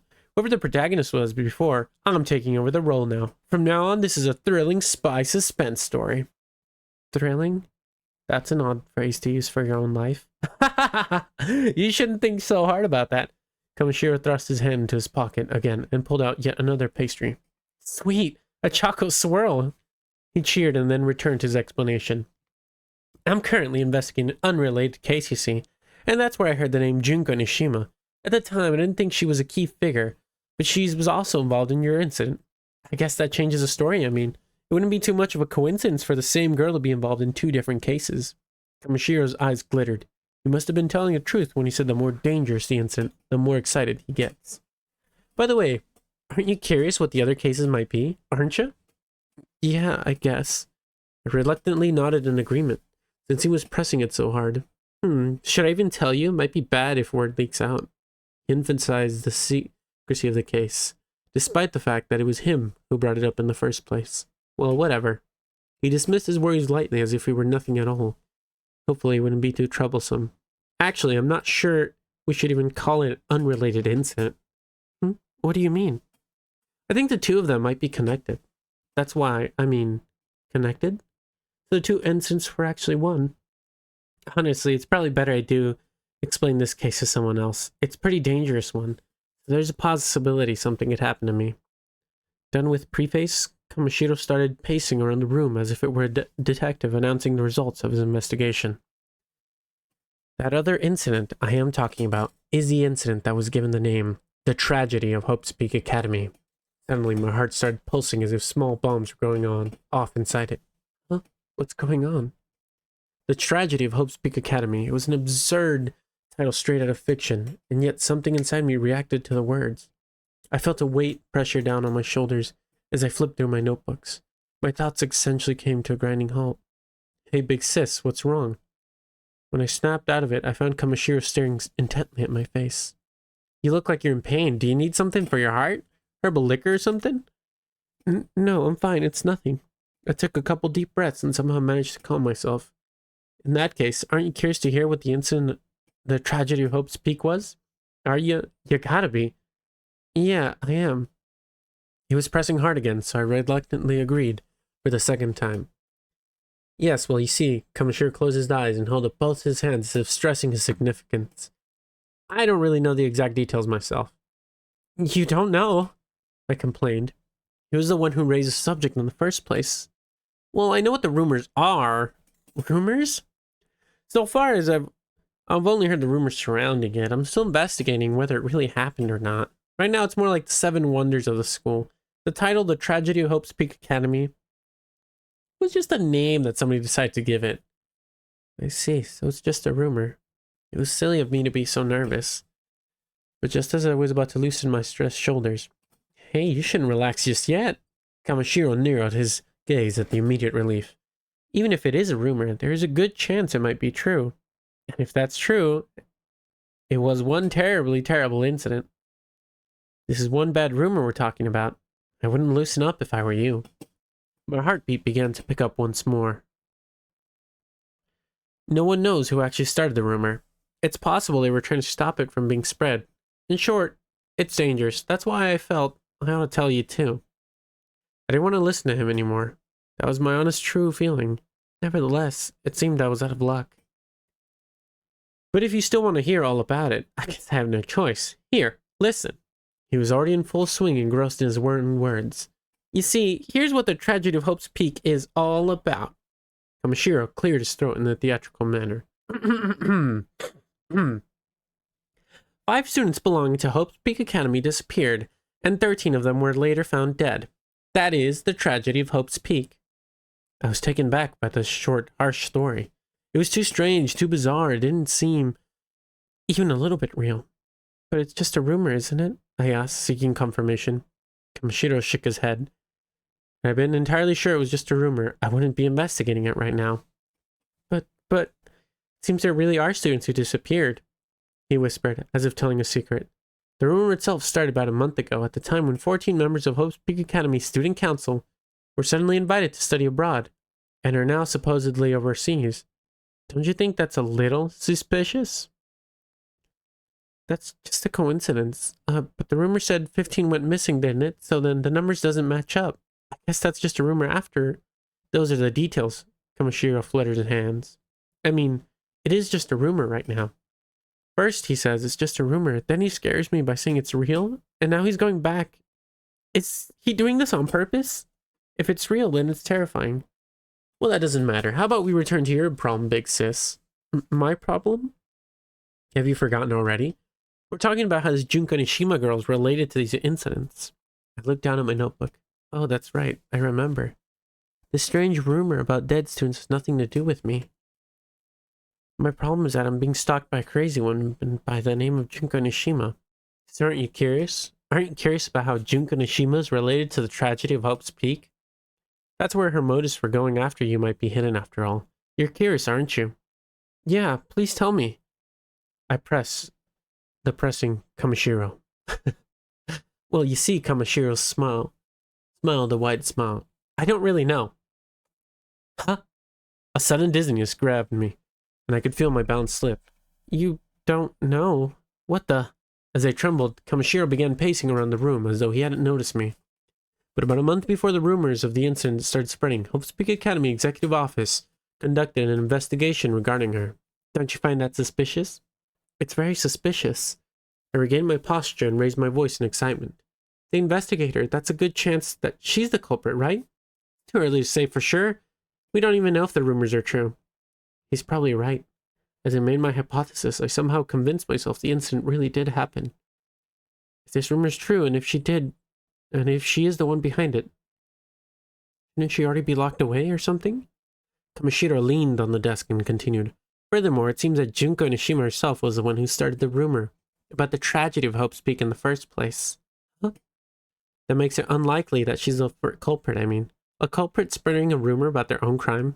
That would be far too dangerous. But is it really true? Is it really Junko Nishima who started the rumor?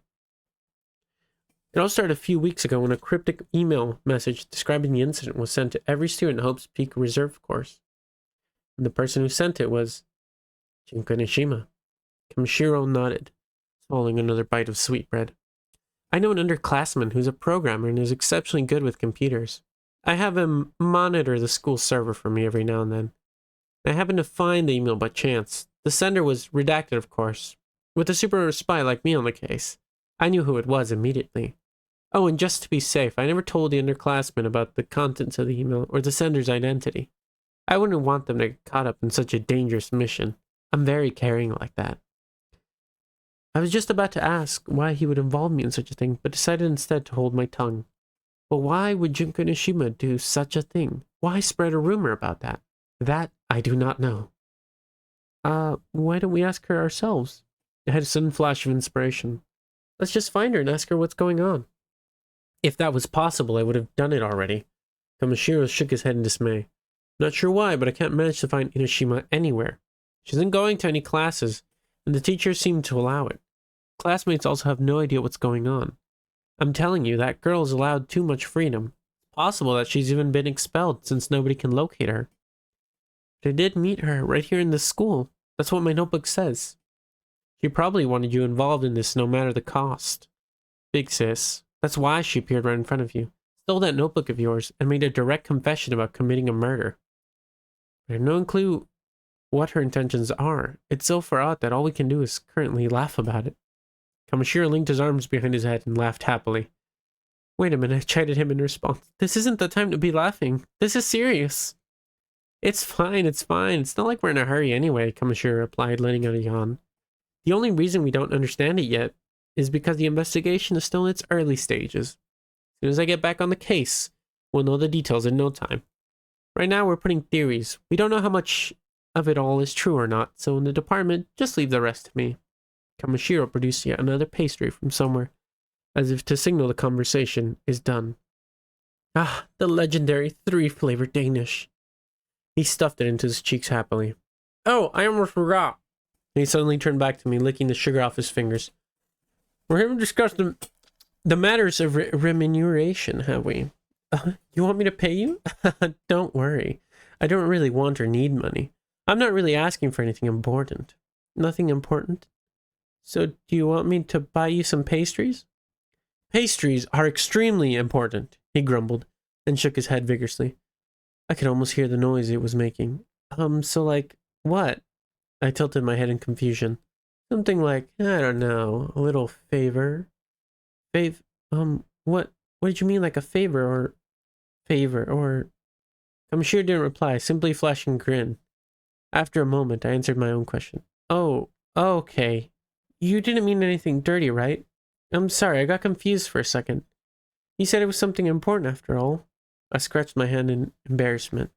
But Kamashiro looked surprised. Wow. Good to know you have such pride in your body image, big sis. I'm surprised. Surprised? I rested my head on my hand and looked at him, asking for clarity once more. So by favor you meant... Well, you might have guessed as much, but despite my looks, I have quite a sexual appetite. Besides, it's a given in spy movies that the hero gets the girl after all. And you have just that kind of lewd face that would drive a man wild. Kamashiro puffed out his chest in pride. That's not something you should puff your chest at. Would you prefer I puff out something else? Anyway, how about you puff out your chest, big sis? Come on, it wouldn't hurt. Puff out that plump, sweet, well-rounded chest of yours. I could only shudder at his ulterior motives shown through his wicked smile. Do you happen to know where that sweet, innocent boy from earlier went? Anyways, I'm looking forward to dealing with this incident in more ways than one. I have just one request. Please refrain bathing till then. I much prefer the dirty bodies, if you know what I mean. There's gotta be a man who'll know how to reset you back to how you were. Dealing with him was suddenly much more difficult than before. Well then, ignoring my embarrassment, Kamashiro clapped his hands loudly. It seems we're in agreement regarding payment, so it's time for me to begin. He jogged over to the door and waved his hand innocently. See you later, he called as if he were a small child going out to play, and then ran out of the lab, laughing the same eerie laugh. Wait a second, I never agreed to... The door slammed, stopping my shout before it could reach its destination. I never agreed to anything, I muffled fruitlessly to myself as I sat down on my bed exhausted. But it was only a verbal agreement. I'm not sure a one-sided agreement can ever really be called an agreement, really. It was maybe my fault for not asserting myself more. For a one-sided agreement, it was way too one-sided. If a feminist group saw what just happened, they'd be rallying immediately. Although, well, it really has nothing to do with me. Yep, I should just ignore it. If I ignore it, it's all fine, I muttered, to no one in particular, laying back down on my bed. Before long, I heard the lab's door open again. I thought Kamashiro might have come back for something further, but instead, my heart jumped at the sight of a slender, fair-skinned man at the door. Ah, Matsuda! As though I were a sprinter, I leapt up and ran straight into his chest, hugging him tightly. Ah, you're late. I've been waiting for so long. The body I was embracing was awfully stiff. Huh? Is something wrong? I'd like to continue our conversation from earlier. What conversation? I had no clue what he was talking about. I had already forgotten it. But I didn't care, even if I couldn't remember what happened before. As long as Matsuda's here, everything's fine. Did we talk about something before? I tilted my head and buried my face deep in his chest, releasing a purring giggle. My head remained buried there for a while. I thought he would chastise me for getting him dirty, but instead his tone was something bordering on mournful. I'm sorry. Huh? I looked at him surprised. What are you sorry about? Matsuda stared at my face for a short while and coughed lightly to himself. No, it's fine if you don't remember. But in any case, I'm sorry. He repeated, looking away. I didn't understand what he meant, but for some reason my chest tightened with emotion, replacing the thunderous beating of my heart. I buried my face deep in his chest again, and as I stand there, swallowed inside his chest, I started forgetting. All the dirt and filth that clung to the inside of my body crumbles into nothingness, leaving nothing but a pure empty feeling. Everything in the universe outside of the two of us in this room is insignificant. Nothing matters except this very moment right now. I'm a little worried about this sudden apology, but even that isn't such a big deal compared to this moment. Happiness right now. This very moment. The only thing in the world. I don't understand anything but this moment. Nothing exists for me except this moment. All I can and want to remember is in this moment. And that's why I want to bury myself deep in this moment's happiness. By the way, how did you get out of the rope? I suddenly heard Matsuda's voice from somewhere above my head. What rope? You don't even remember how you escaped that knot? No, I'm sorry. I really can't leave you alone for a second, can I? I'm sorry. Matsuda shook his head and sighed, but his mouth was curled into a smirk as he chuckled. Anyway, you're starting to hurt me. Oh, come on, just a little longer. I pleaded like a spoiled child, receiving a sigh in return.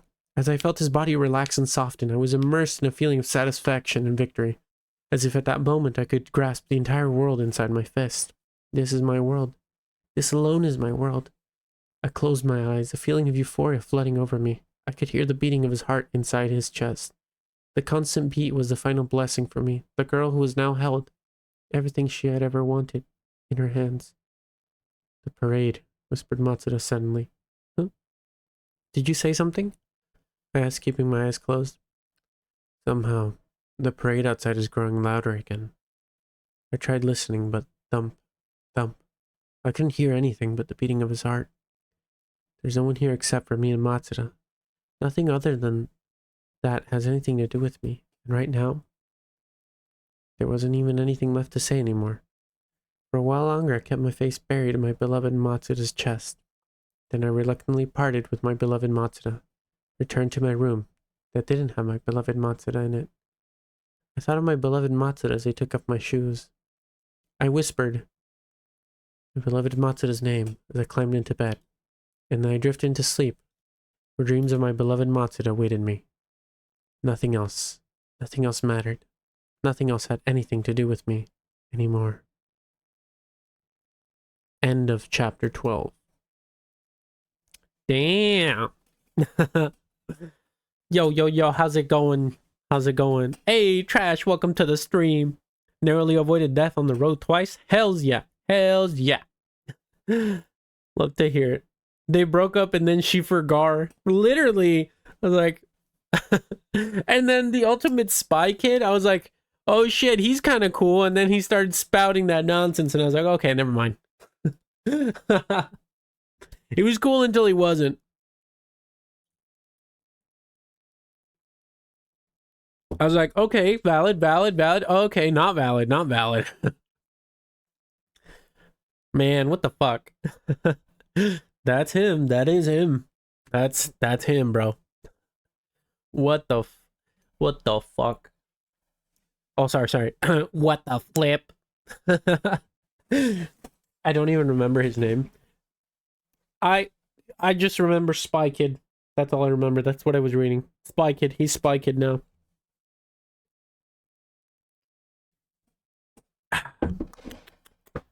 Oh, shit. All right. Let me just get a wee stretch going on here. Stretch my old man bones. And we'll hop into chapter 13. Oh, and because we're going into chapter 13, there's something I want to play. Because I forgot, I'm supposed to have background music, but I haven't played anything.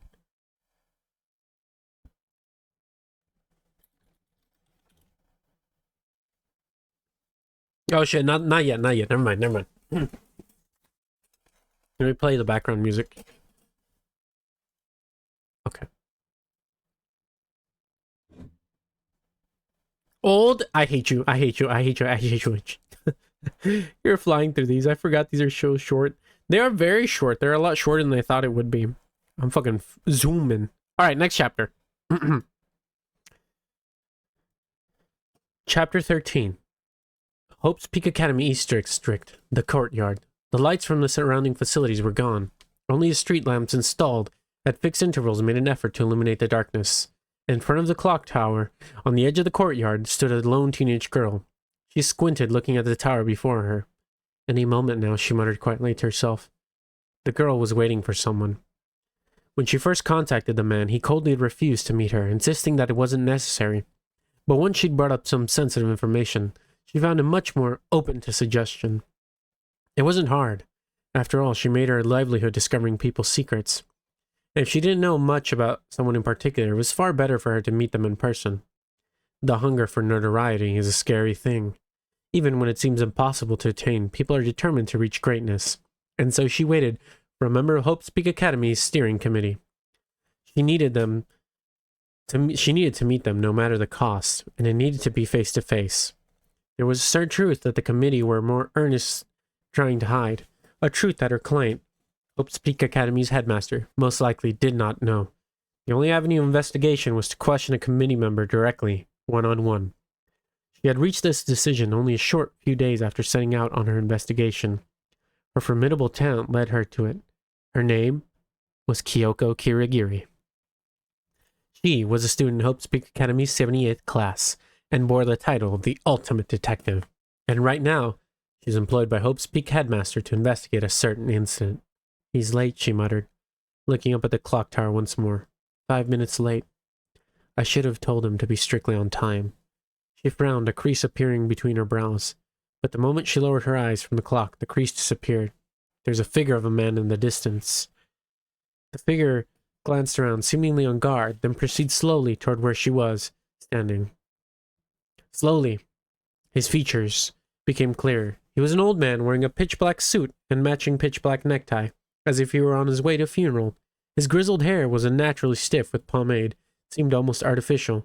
As the man neared, his face became clear as well. His forehead was covered with deep wrinkles that seemed to be chiseled directly into his skull, and the sunken eyes below them glared at Kyoko with a disgusted expression.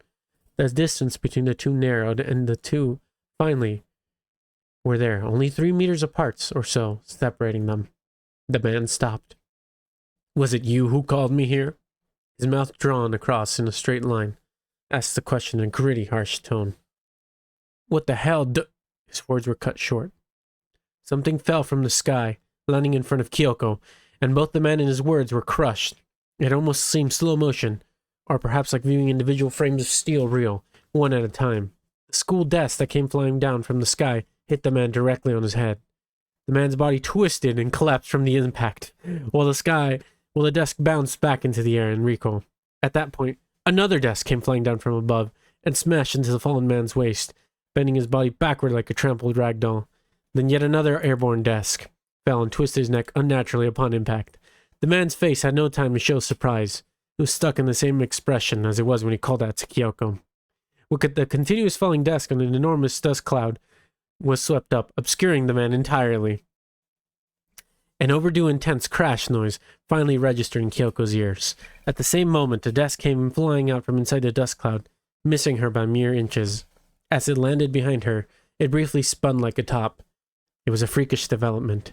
A development with no rhyme or reason.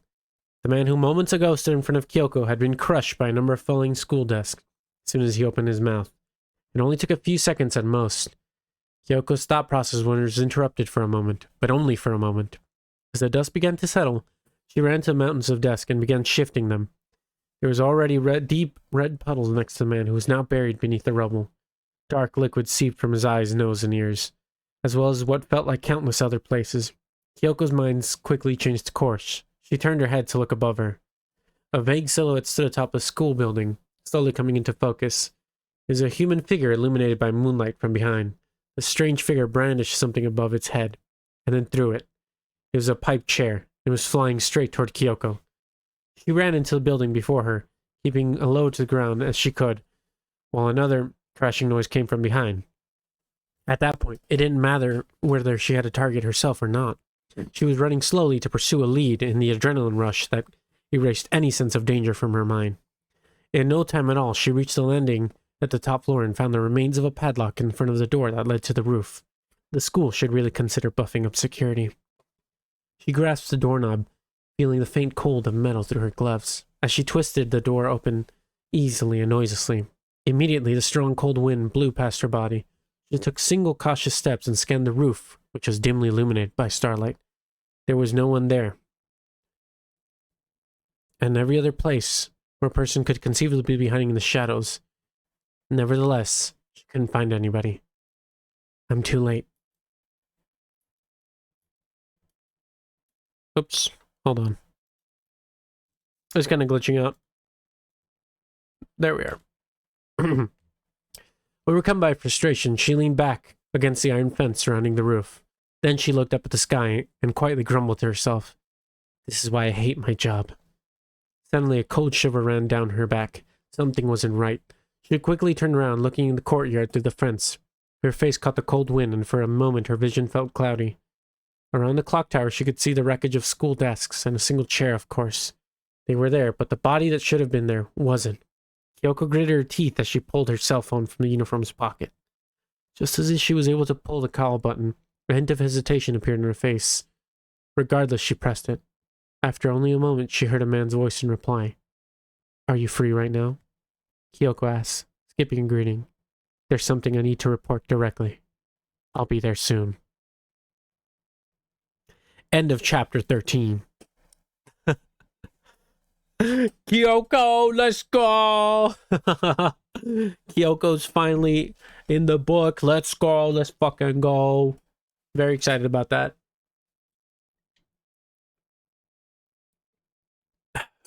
The ultimate detective herself. Also, 10 out of 10 on that animation trash. I loved it. 10 out of 10 animating. Good job. Good job. Very cool. Love that. She is so cool. She's very cool. That was Mana. Hell yeah, good job, Mana. If you're awake still, good job. 10 out of 10. All credit goes to Mana on that one. Good job, Mana. No Mana moments in that moment. I really love that. That was really, really cool. That was some cool ass animation. Really love that. I thought it was funny. It is. It's so good though. Oh, I love that. That was funny. Oh man, I really, really loved it. Let me drink some water real quick. That chapter was short. Saw it a couple days ago. I was laughing. It's pretty funny. I went to play Mana Moment. Then you said no Mana Moment. No Mana Moment. Mana was awake. Mana cooked at this moment. Very, very much awake. That was a very much Mana cooked moment. Good job, Mana. High five. High five yourself. But it's from me. There's more? All right, I guess I got to read the next couple chapters. Here we go. Chapter 14. Oh my god, this is so Chapter 14 is so short. All right. It was a few minutes after Kyoko Kirigiri had disappeared from the roof. Bzz. A strange sound, as if the air was being torn like paper, echoed through the east courtyard. Ta-da! Taser gun! Exclaimed the high school girl, touting a pistol-shaped object in her hands. Her eyes were focused on the two collapsed security guards lying before her. Both were down and each had a small, thin... Take that! She cried, and pulled the trigger gun. I think that's a translation error. Both were face down and each had a small, thin, and then nothing. Alright. Take that, she cried, and pulled the trigger again. Zzz, zzz, zzz. The bodies of the two men who were already unconscious shook in spasm along with the violent noise. A crazy, crazed, ecstatic grin appeared on the girl's face as she watched them. Junko and Ishima. She yawned loudly. She had no makeup on, though, as she had climbed out of bed, and her hands were indeed a taser gun. By pulling the trigger, a thin needle and wire would fly out from the gun to the target's body and deliver an instant electrical current. Normally, a weapon like that wouldn't kill the target, but since she'd modified it to send a much stronger current, it'd be strange if someone did. It wouldn't be strange if someone did die. In truth, it was just to ensure she always had the upper hand, her very own self-defense weapon for despair. She continued playing with the taser gun for a short while, but soon grew bored of it. She pulled the wires away from the guard's body with her bare hands. What cares of that? Seems like little Miss Kindachi also disappeared to who knows where. Pooh-hoo-hoo. I wonder if we'll meet face to face. She let out a theatrical sigh of relief and walked majestically across the plaza and toward the clock tower. She made no attempt to hide herself at all. Quite the opposite, in fact. She exhibited a sense of presence that seemed to scream at people to look at her. It also had the sinister suggestion that by doing so, they might end up dead. That said, I never expected Detective Conan to stick her nose in my business. I mean, it's clearly a headmaster's fault for meddling. But my plans for the scenario didn't include her at all. So what am I to do? I mean, it's interesting to have her around, but it's possible she'll get in the way of my beautifully orchestrated... Hey, wait. She stopped abruptly as if to trip forward and stared at the wreckage of school desks in front of her. The moment she saw it, the cruel smile that was plastered on her face melted. There's no dead body. The words felt heavy as lead while they poured from her mouth. It happened again. This is so fucking despair-inducing. So despair-inducing, it's like a wild dream. Her face once again twisted into a smile. Laughing, she kicked a pipe chair that lay at her feet. She didn't seem to use much strength, but all at the same time the chairs flew a few meters, hit a street lamp that was in its way, and shot off into the air like a ping-pong ball. Then, as a reverberating sound disappeared from the plaza, the figure of Junko Nishima disappeared as well, vanishing like a shadow. End of chapter 14. That was so quick. That was such a quick chapter. Hey, Ryoman. Hi, how's it going? How's it going? Welcome to the reading stream. Oh, man. That was such a short chapter. Did she just yeet a desk by kicking it? That shit's insane, style. Go to the next slide. Okay.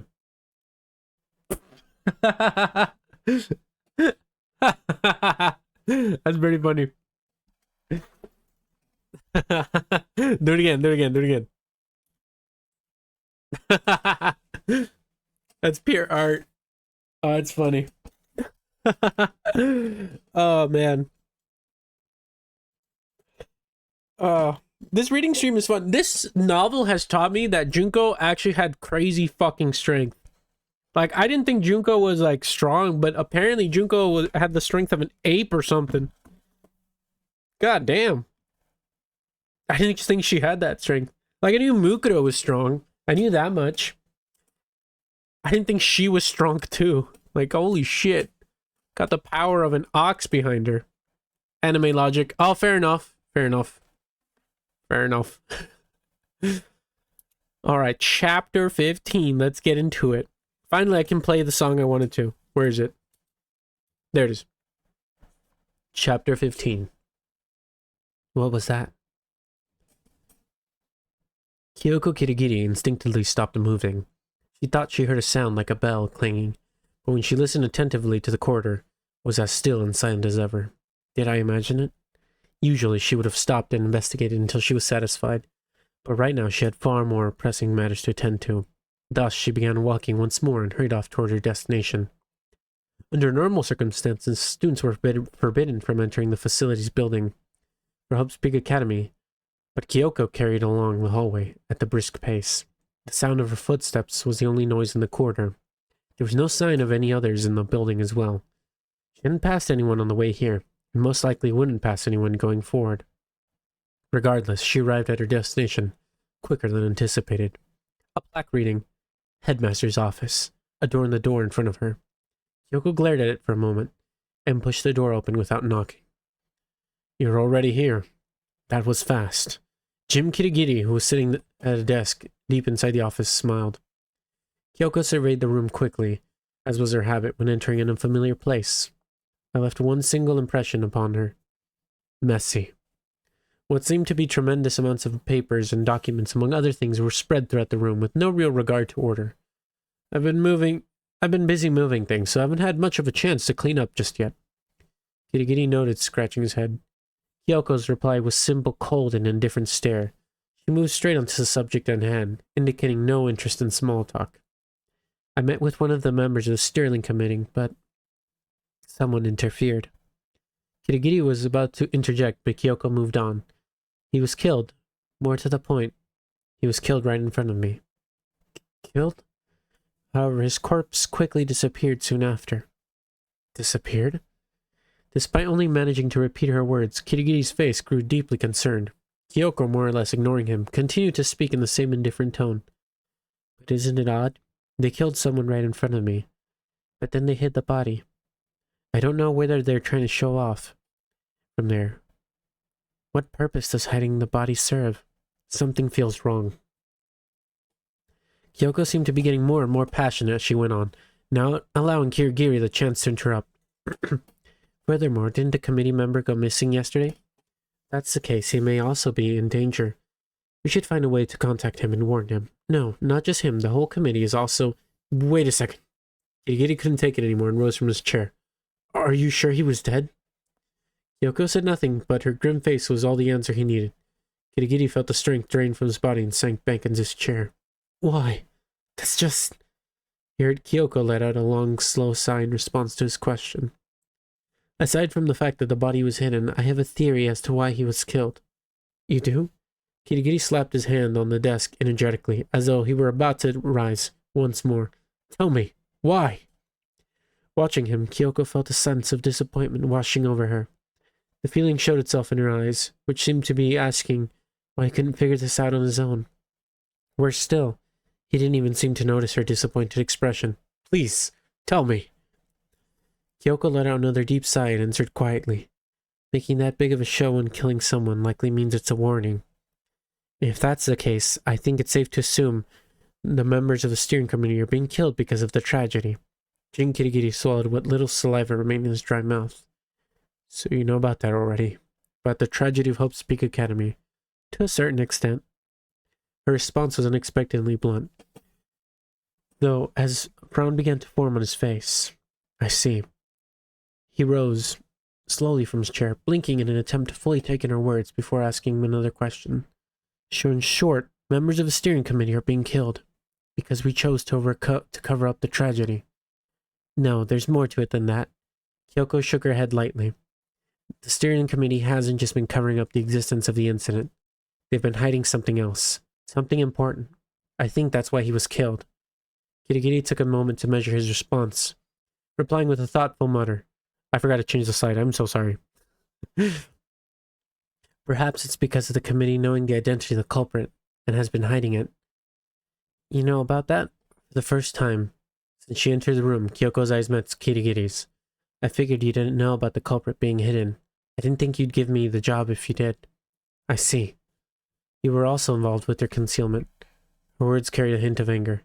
No, that's not it. Kirigiri shook his head, defending himself. I was never told of any plan to conceal the culprit. That's something the steering committee had decided by themselves. For that matter, they haven't told me anything directly. I've been investigating things myself. Kyoko's frown grew deeper. You did your own investigation? That's not strange, is it? Kirigiri gave a bitter smile. I've been doing all I can. I mean, I do have the blood of a detective family running through my... Stop it! Kyoko's voice rose into a shout. Kirigiri looked up, surprised, and found her glaring at him. She wasn't even trying to hide the anger boiling up inside her. It was reflected in her eyes that glared at Kirigiri. She wasn't simply angry at her employer or her school's headmaster. She was angry at her detested father. Don't you dare say it like some kind of sick joke.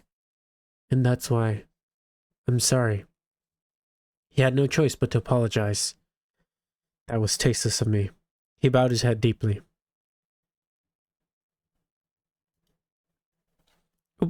His circumstances didn't matter. His feelings didn't matter. From her point of view, he was simply a man who abandoned his family. That was unquestionable. He didn't want to make any excuses. It's not like he could anyway. Perhaps, at the very least, he could tell her his thoughts. No, he couldn't do that either. Forget it. He lifted his head at the plain response. Kyoko, now leaning against the bookcase on the wall, seemed cool and collected once more. We've gotten off topic, she calmly added. I'm sorry, you're right. He let out a deep sigh. However, he found himself unable to concentrate further, and it was then that Kyoko said something that surprised him. The cold, sharp words that spilled from her lips seemed to pierce like a sword. It's Izuru Kamakura, isn't it? Kirigiri reacted instinctively. His eyes, his fingertips, his breath. Kyoko didn't miss any part of his reaction. So it is. His entire body was arrested by the look she gave him. He remembered that look. No, he couldn't remember it. She had the eyes of a detective family. The eyes he hated and feared. The eyes that could pierce anyone's inner thoughts, creep through their minds, and leave nothing unreveled. His own daughters glared at him with intense, sharp eyes, and he felt his own frown fade for just a moment, as expected from an heir to the Kirigiri family. Such astounding talent. Is something funny? Kyoko inquired, eyeing him carefully. No, I was just admiring you. The hint of smile appeared on his face. In such short time, you were able to find out about Izuru Kamakura, the tragedy of Hope's Peak Academy, as I asked. Not only that, you also detected that Kamakura was responsible for it. Absolutely remarkable. And what was nearly excitement, Kirigiri's words grew faster and faster. Well then, I wonder if perhaps you could give me more information. Who is Izuru Kamakura? It's strange, but by the name alone, I cannot even narrow down whether they're a man or a woman. Kirigiri shook his head without hesitation. I told you before, I cannot tell you that. The smile disappeared from his face. I see. Fine then. I'll just find out by myself. She didn't say the latter part, but instead shifted her gaze to her feet and continued in a plain tone. But I don't understand. Why would you ask me to find Kamakura for you if you know they're the culprit? You're trying to keep the incident covered up, right? Wouldn't it be better for the steering committee to continue sheltering themselves? No, I can't leave this to the steering community. Oh, Kyoko grimaced. So you don't trust them either? No, that's not it. Kirigiri's voice turned cold. It's just that I don't think they know what they're doing. I think they're making a big mistake. a mistake. They think that if they cover up this incident, it's all over. But I don't think that's true. Kyoko listened carefully to Kirigiri's explanation without interjecting. I don't believe the tragedy's over and done with. Rather, I feel that somewhere out there, it's still continuing. I hope it's my imagination, but if it isn't, this may turn into something we can't undo. That's why I must hear what Kamakura has to say. Unfortunately, even now, I'm unsure of the whereabouts of steering committees. Makes it awfully hard to trust them. Something bothered Kyoko. It had less to do with what he was saying and more with his demeanor, and as he was telling her his fear the incident was far from over. His tone of voice and gestures were certainly grave, but that was not all. She felt a tiny hint of emotion hidden in them. She suddenly remembered her grandfather. Kyoko's grandfather, Jin Kirigiri's father, was the head of the Kirigiri family and still on active duty as a detective. Kyoko's first job as a detective, though? He was only acting as an assistant. It was far more successful than expected, and although he hadn't said a word, his expression showed subtle but immense pride. The man in front of her had a similar expression, but she dared not say anything. It would be an insult to her grandfather who she revered. Is something wrong? The question made her realize that she had been quiet for a while. It's nothing. Kyoko pulled herself together, softly brushing some hair out of her face. Fine. I understand why you asked me to search for Kamakura now. Essentially, you couldn't do it yourself, without drawing the committee's attention. Then she pointed her piercing eyes towards Kirigiri again. But are you sure it was a good idea to confide in me? Kirigiri's expression shifted. What do you mean? I said it before, didn't I? The steering committee is being targeted because they're sheltering the culprit behind the tragedy, which means the culprit of this incident is someone who's searching for Kamakura. Kirigiri suddenly realized what he was saying. A stiff smile appeared to his face. So what you're trying to say is that I'm a suspect? That's right. Although I know it's not you, Kyoko folded her arms as she spoke. Right after the body disappeared, I made a phone call to this room. Seeing as you answered it, it unfortunately gives you a solid alibi. Unfortunately? That's a bit harsh, isn't it? I'm gonna grab some water real quick.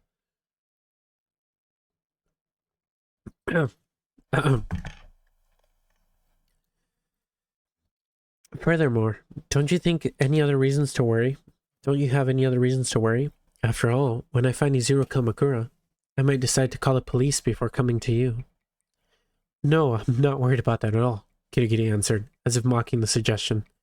To the police, the most important thing is the law. To a detective, though, the most important thing is the client. You see, every case to the end, and that's what makes you the ultimate detective, even if you hate your client, he thought to himself. I wonder, why did you take the time to ask for me? So that I wouldn't come here to investigate on my own? You took it upon yourself to ask for my help directly. As Kyoko spoke, she could feel her own words were laced with emotion, so she cursed herself. That's what my words implied, I apologize. The only reason I hired you was due to your sheer talent in the field. I had no ulterior motives. Kirigiri chose his words carefully. It was clear that he was worried and that only irritated Kyoko further. But more than anything else, she was angry with herself for letting him get to her. She thought she had put it all behind her. She wasn't supposed to feel anything for her father anymore, not even resentment. That's why she accepted the job. It was supposed to be just like any other case. So why was she choosing such sharp words every time she spoke? It was like I'm a spoiled child looking for attention. We're done. I've had enough of this idle chatter, she said in a strained voice, trying to shake away those thoughts. In any case, we cannot afford any more victims. I think it's a good idea for you to warn the rest of the committee members. Tell them if they continue to harbor Izuru Kamakura, it's more likely people are going to end up dead. Yes, of course. Their eyes met. They both knew the committee were unlikely to listen, but neither of them said it out loud. It would be useless to mention it. I'll be going now. Kyoko turned him back on Kirigiri without giving him another look. As she neared the door, he raised his voice unexpectedly. This job may be more dangerous than I thought. Kyoko stopped in her tracks. So? She asked, turning her head. I am a detective, heir to the Kirigiri family. I thought that's what you'd say.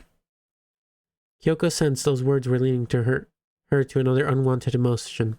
and so she began moving quickly towards the door again. When she reached the doorknob, her father spoke up once more.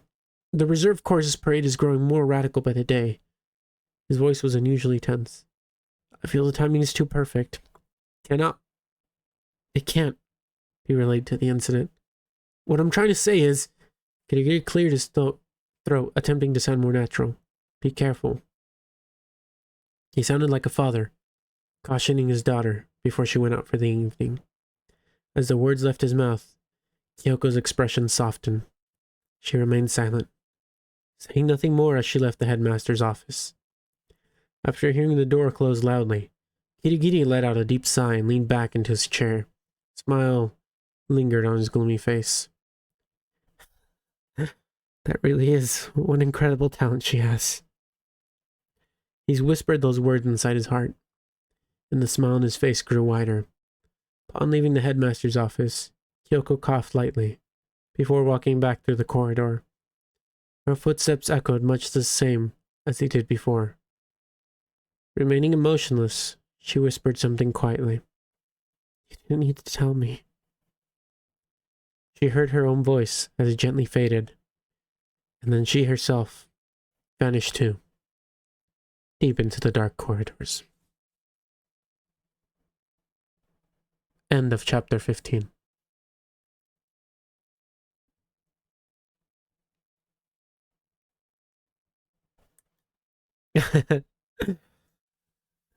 Hell yeah, hell yeah. End of chapter 15.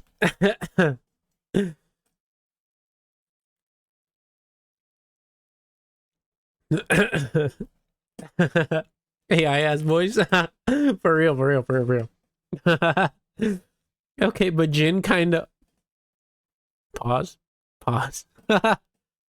She got daddy issues. Oh, I figured that from the first game. I could tell. I could tell she had daddy issues from when we played the first game. That much was obvious. I think I said nothing. Right. I believe you. I believe you. I believe you.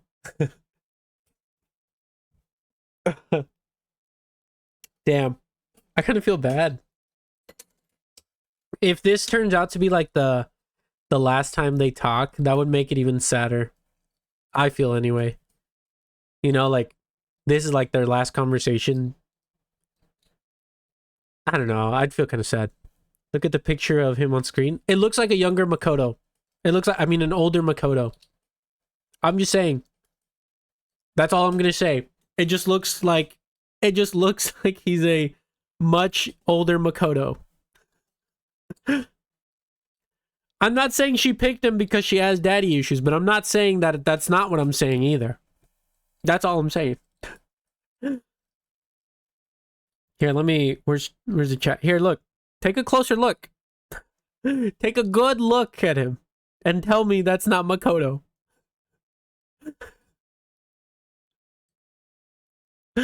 I'm just saying.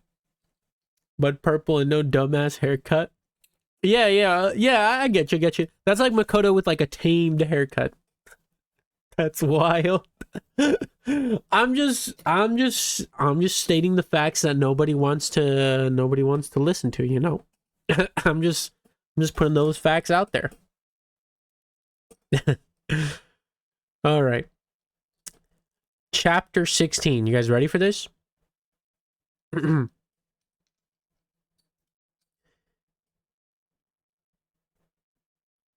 Here we go. Chapter 16. There are so many possibilities for endings. I, Ryoko Tanashi, have decided to leave Hope's Peak Academy with Yasuke Mitsuda. Right now, we are waiting for a flight at the airport lobby. Together, the two of us will board a plane and leave for the United States of America, the land of the free. I finally realized what's important to me. I'm with Matsuda, who's in my world, so I don't need to fuss over such trifling matters. As Hope's Peak Academy, I have no obligation to participate in irrational stories. If you happen to be interested in what happens next, by all means, go ask someone else. We're busy. After we get to America, we'll be working in cornfields trying to develop a new kind of corn. And after that, we'll be going to NASA in order to move our base of operations to the moon. Hey, Matsuda, I say, turning toward him. They're already hard at work, growing corn under the seat next to me. We're not at the plantation yet. Isn't this too early? Fuck off, he replies as he buries the seeds. I'm planting Cybermen. You can't, Matsuda. Cybermen won't grow unless the soil is richer. Nappa's going to be upset. I say, but Matsuda doesn't listen to me. Dum, dum, dum, dum, dum. I open my eyes. Is she having a dream? Is that a Dragon Ball reference? Wearily, I rose up and took a look around the room. That means Dragon Ball's canon in this universe. Beige carpet, a small vanity against the wall, an empty bookshelf. Everywhere I look were small notes reading, "This is my room." Seeing as how I must have put all that effort into putting these notes, I can only assume this is my room. I took a deep breath to calm myself. Dum dum, dum dum. Someone was pounding violently on the door as if trying to bring it down. I'm coming, just a moment. Dum dum dum dum, ka-tum, ka-tum, ka-tum. They clearly had no patience as their knocks soon became strange, rhythmic, and annoying. Crawled out of bed, realizing in that process that I must have been sleeping with my shoes on. Calm down, I thought as I removed them. Grabbed my notebook from beside the table and rushed to the door. Who is it? I unlocked the door and with caution opened it slightly. Yahoo! A blonde girl with flashy makeup peeked vigorously through the gap. Shocked, I jumped back. Hey, how much longer are you planning to sleep? You know it's already noon, right? What are you, dopey? Huh? Oh, no, wait, Sleepy was the one who was sleepy, that's right. My bad. Anyway, you just can't keep up with what I'm saying because you sleep so much. I opened my notebook to check who the strange girl was.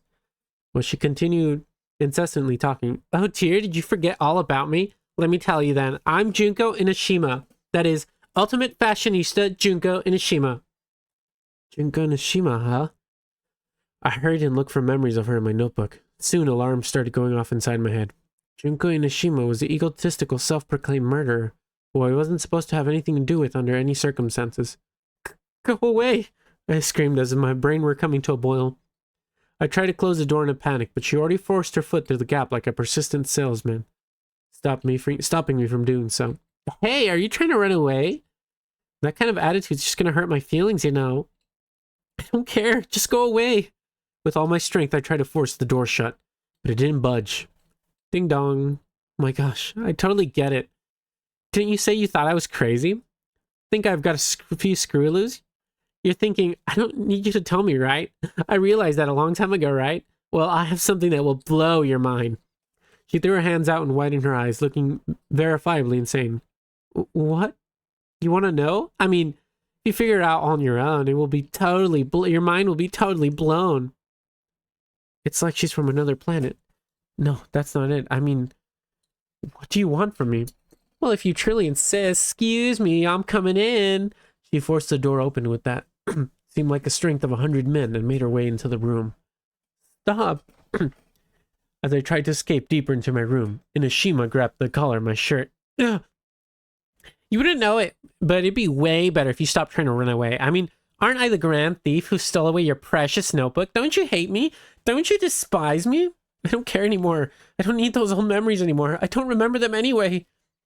I struggled violently and somehow managed to shake her off before running to my bed as fast as I could. I pulled the blanket over my body and pleaded with her.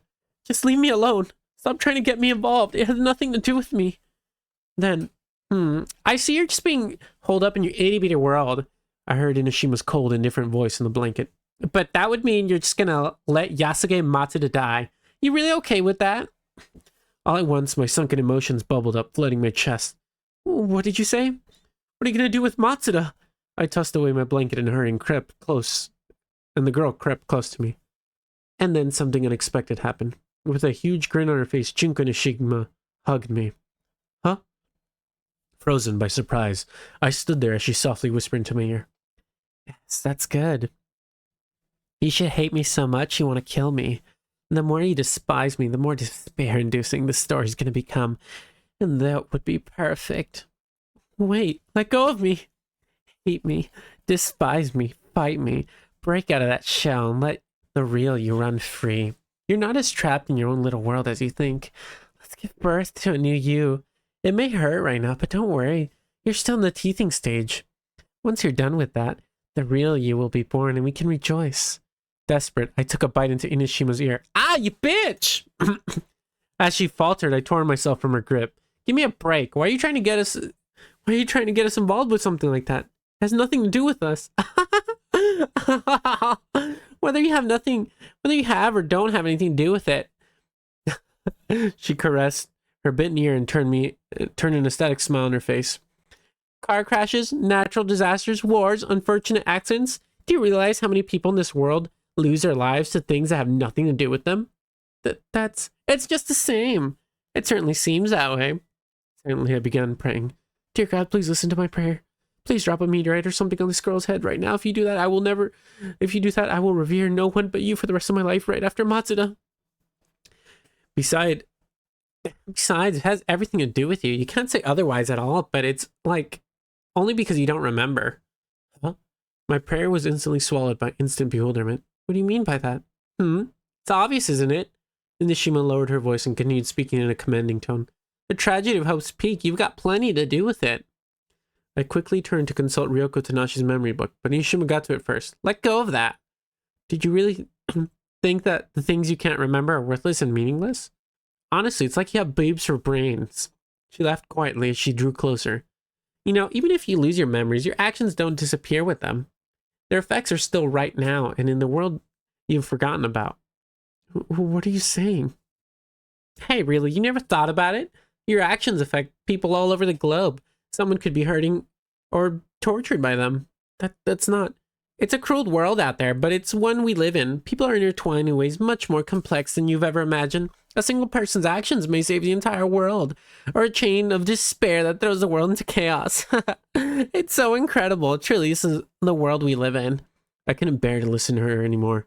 Her speech was absurd, stupid. But there was something there, a shameful thought. Somewhere deep inside my heart, I found myself agreeing with her words. Do you get it now? In that case, let's return to where we started. Nishima crossed her arms. I'm going to talk fast, so pay attention. You most certainly are involved with the tragedy of Hope's Peak Academy, but I assume you're probably thinking, like, exactly how am I involved, right? Shouldn't we move on to that? That's fine, but it's all kind of sudden. All right, I'll tell you. She ignored me and continued, by which I mean I can't really tell you. But by which I mean I can't really tell you. Which is it? I wish it would at least be a little clever. I mean, it'd just be boring if I tell you right now. At least that's what I think. That's why I think you should move on and find out on your own exactly what your involvement with the incident is. I think that's the kind of story this is. Find out on my own? This isn't a game. You're probably thinking, like, this isn't a game, but I'm, like, not going to tell you either way. It wouldn't fit in the story, right, you know? If I did, but if I tell you what, I'll totally give you a hint. Yeah, that's what I'll do. That's that kind of story. I gave up. Her words were beginning to make less and less sense. There was no point in trying anymore. Which means what exactly? I said I'm going to give you a hint, Inoshima answered in an annoyed tone. By the way, once I give you my hint, my role here is over. After I give it, I'm going away without saying another word. You're going away? You are? Really? I thrust my body forward instinctively until my now body had felt entirely drained. Then tell me, and then go away. Fine, fine. It's not like my feelings are hurt or anything. Yoshima's lips quivered as she were hurt by joy. By the way, this is important, so make sure you write everything down in that little notebook of yours. Sure. I got it, so please tell me. As I pressed her, I held my notebook open. She cleared her throat softly, then spoke loudly, as though making important announcement. Ta-da! Here we go! This hint is all about Jinko Inishima's goals. Let me grab some water before I start this. I just know it's going to be a long rant.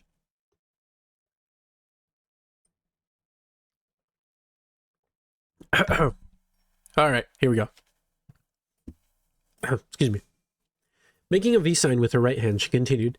In fact, there are 2 such goals. She dropped one finger, leaving her index finger pointing up. Goal number 1.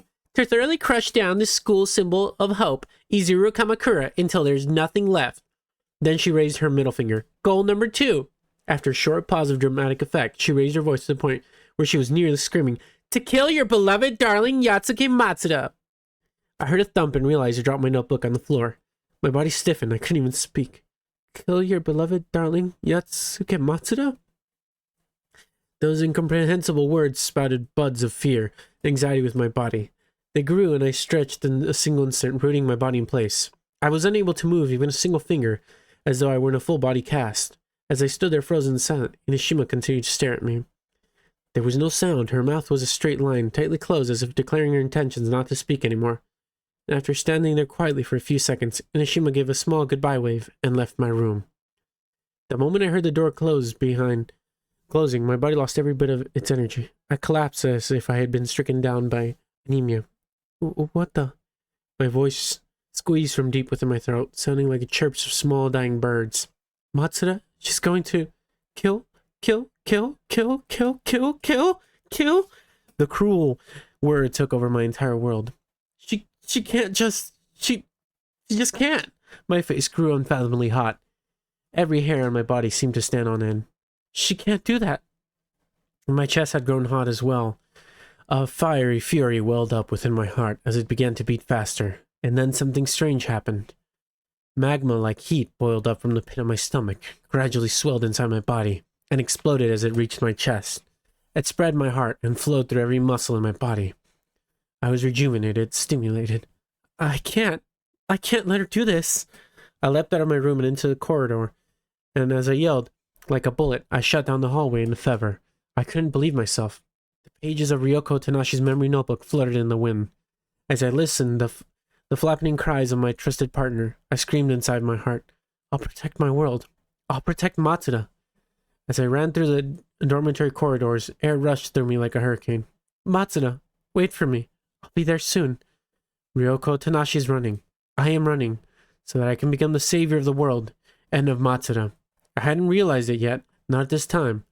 My frantic movement toward this goal itself was the beginning of my despair. I had no way of knowing just yet how despair-inducing it was. End of Volume 1.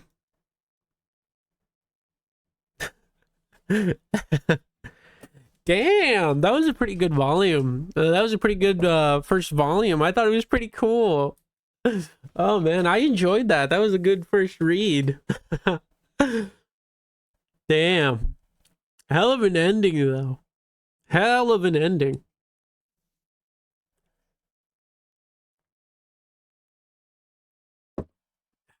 Yeah. Very, very interesting. Oh man. Damn. That was volume 1. We'll read volume 2 on Thursday of next week, or quite possibly Friday. More than likely Friday. Probably Thursday. One of the two. But yeah, I'm excited for volume 2 now. Holy shit. I'm thinking, is Matsuda gonna get out of this one alive? I'm leaning towards no. I don't think he's gonna make it out of this one alive, to be honest with you guys. But we'll see. I work Thursday. Not Friday though. Okay, perfect. Then Friday. Friday it is then. Friday we'll do this. We'll come back on Friday and finish up the next couple chapters. That was pretty fun. Let's see. Next stream will be on just regular scheduled time. Same old. You know the time, the place. I'll be there. Anyway, thank you so much, guys, for tuning in. As always, I'm always happy you guys are here. I'm always happy to have you guys here. Thank you so much. Thank you. I'll have to end stream here because it's already pretty late. But thank you guys for coming. I'll see y'all in the next stream, alright? Laters!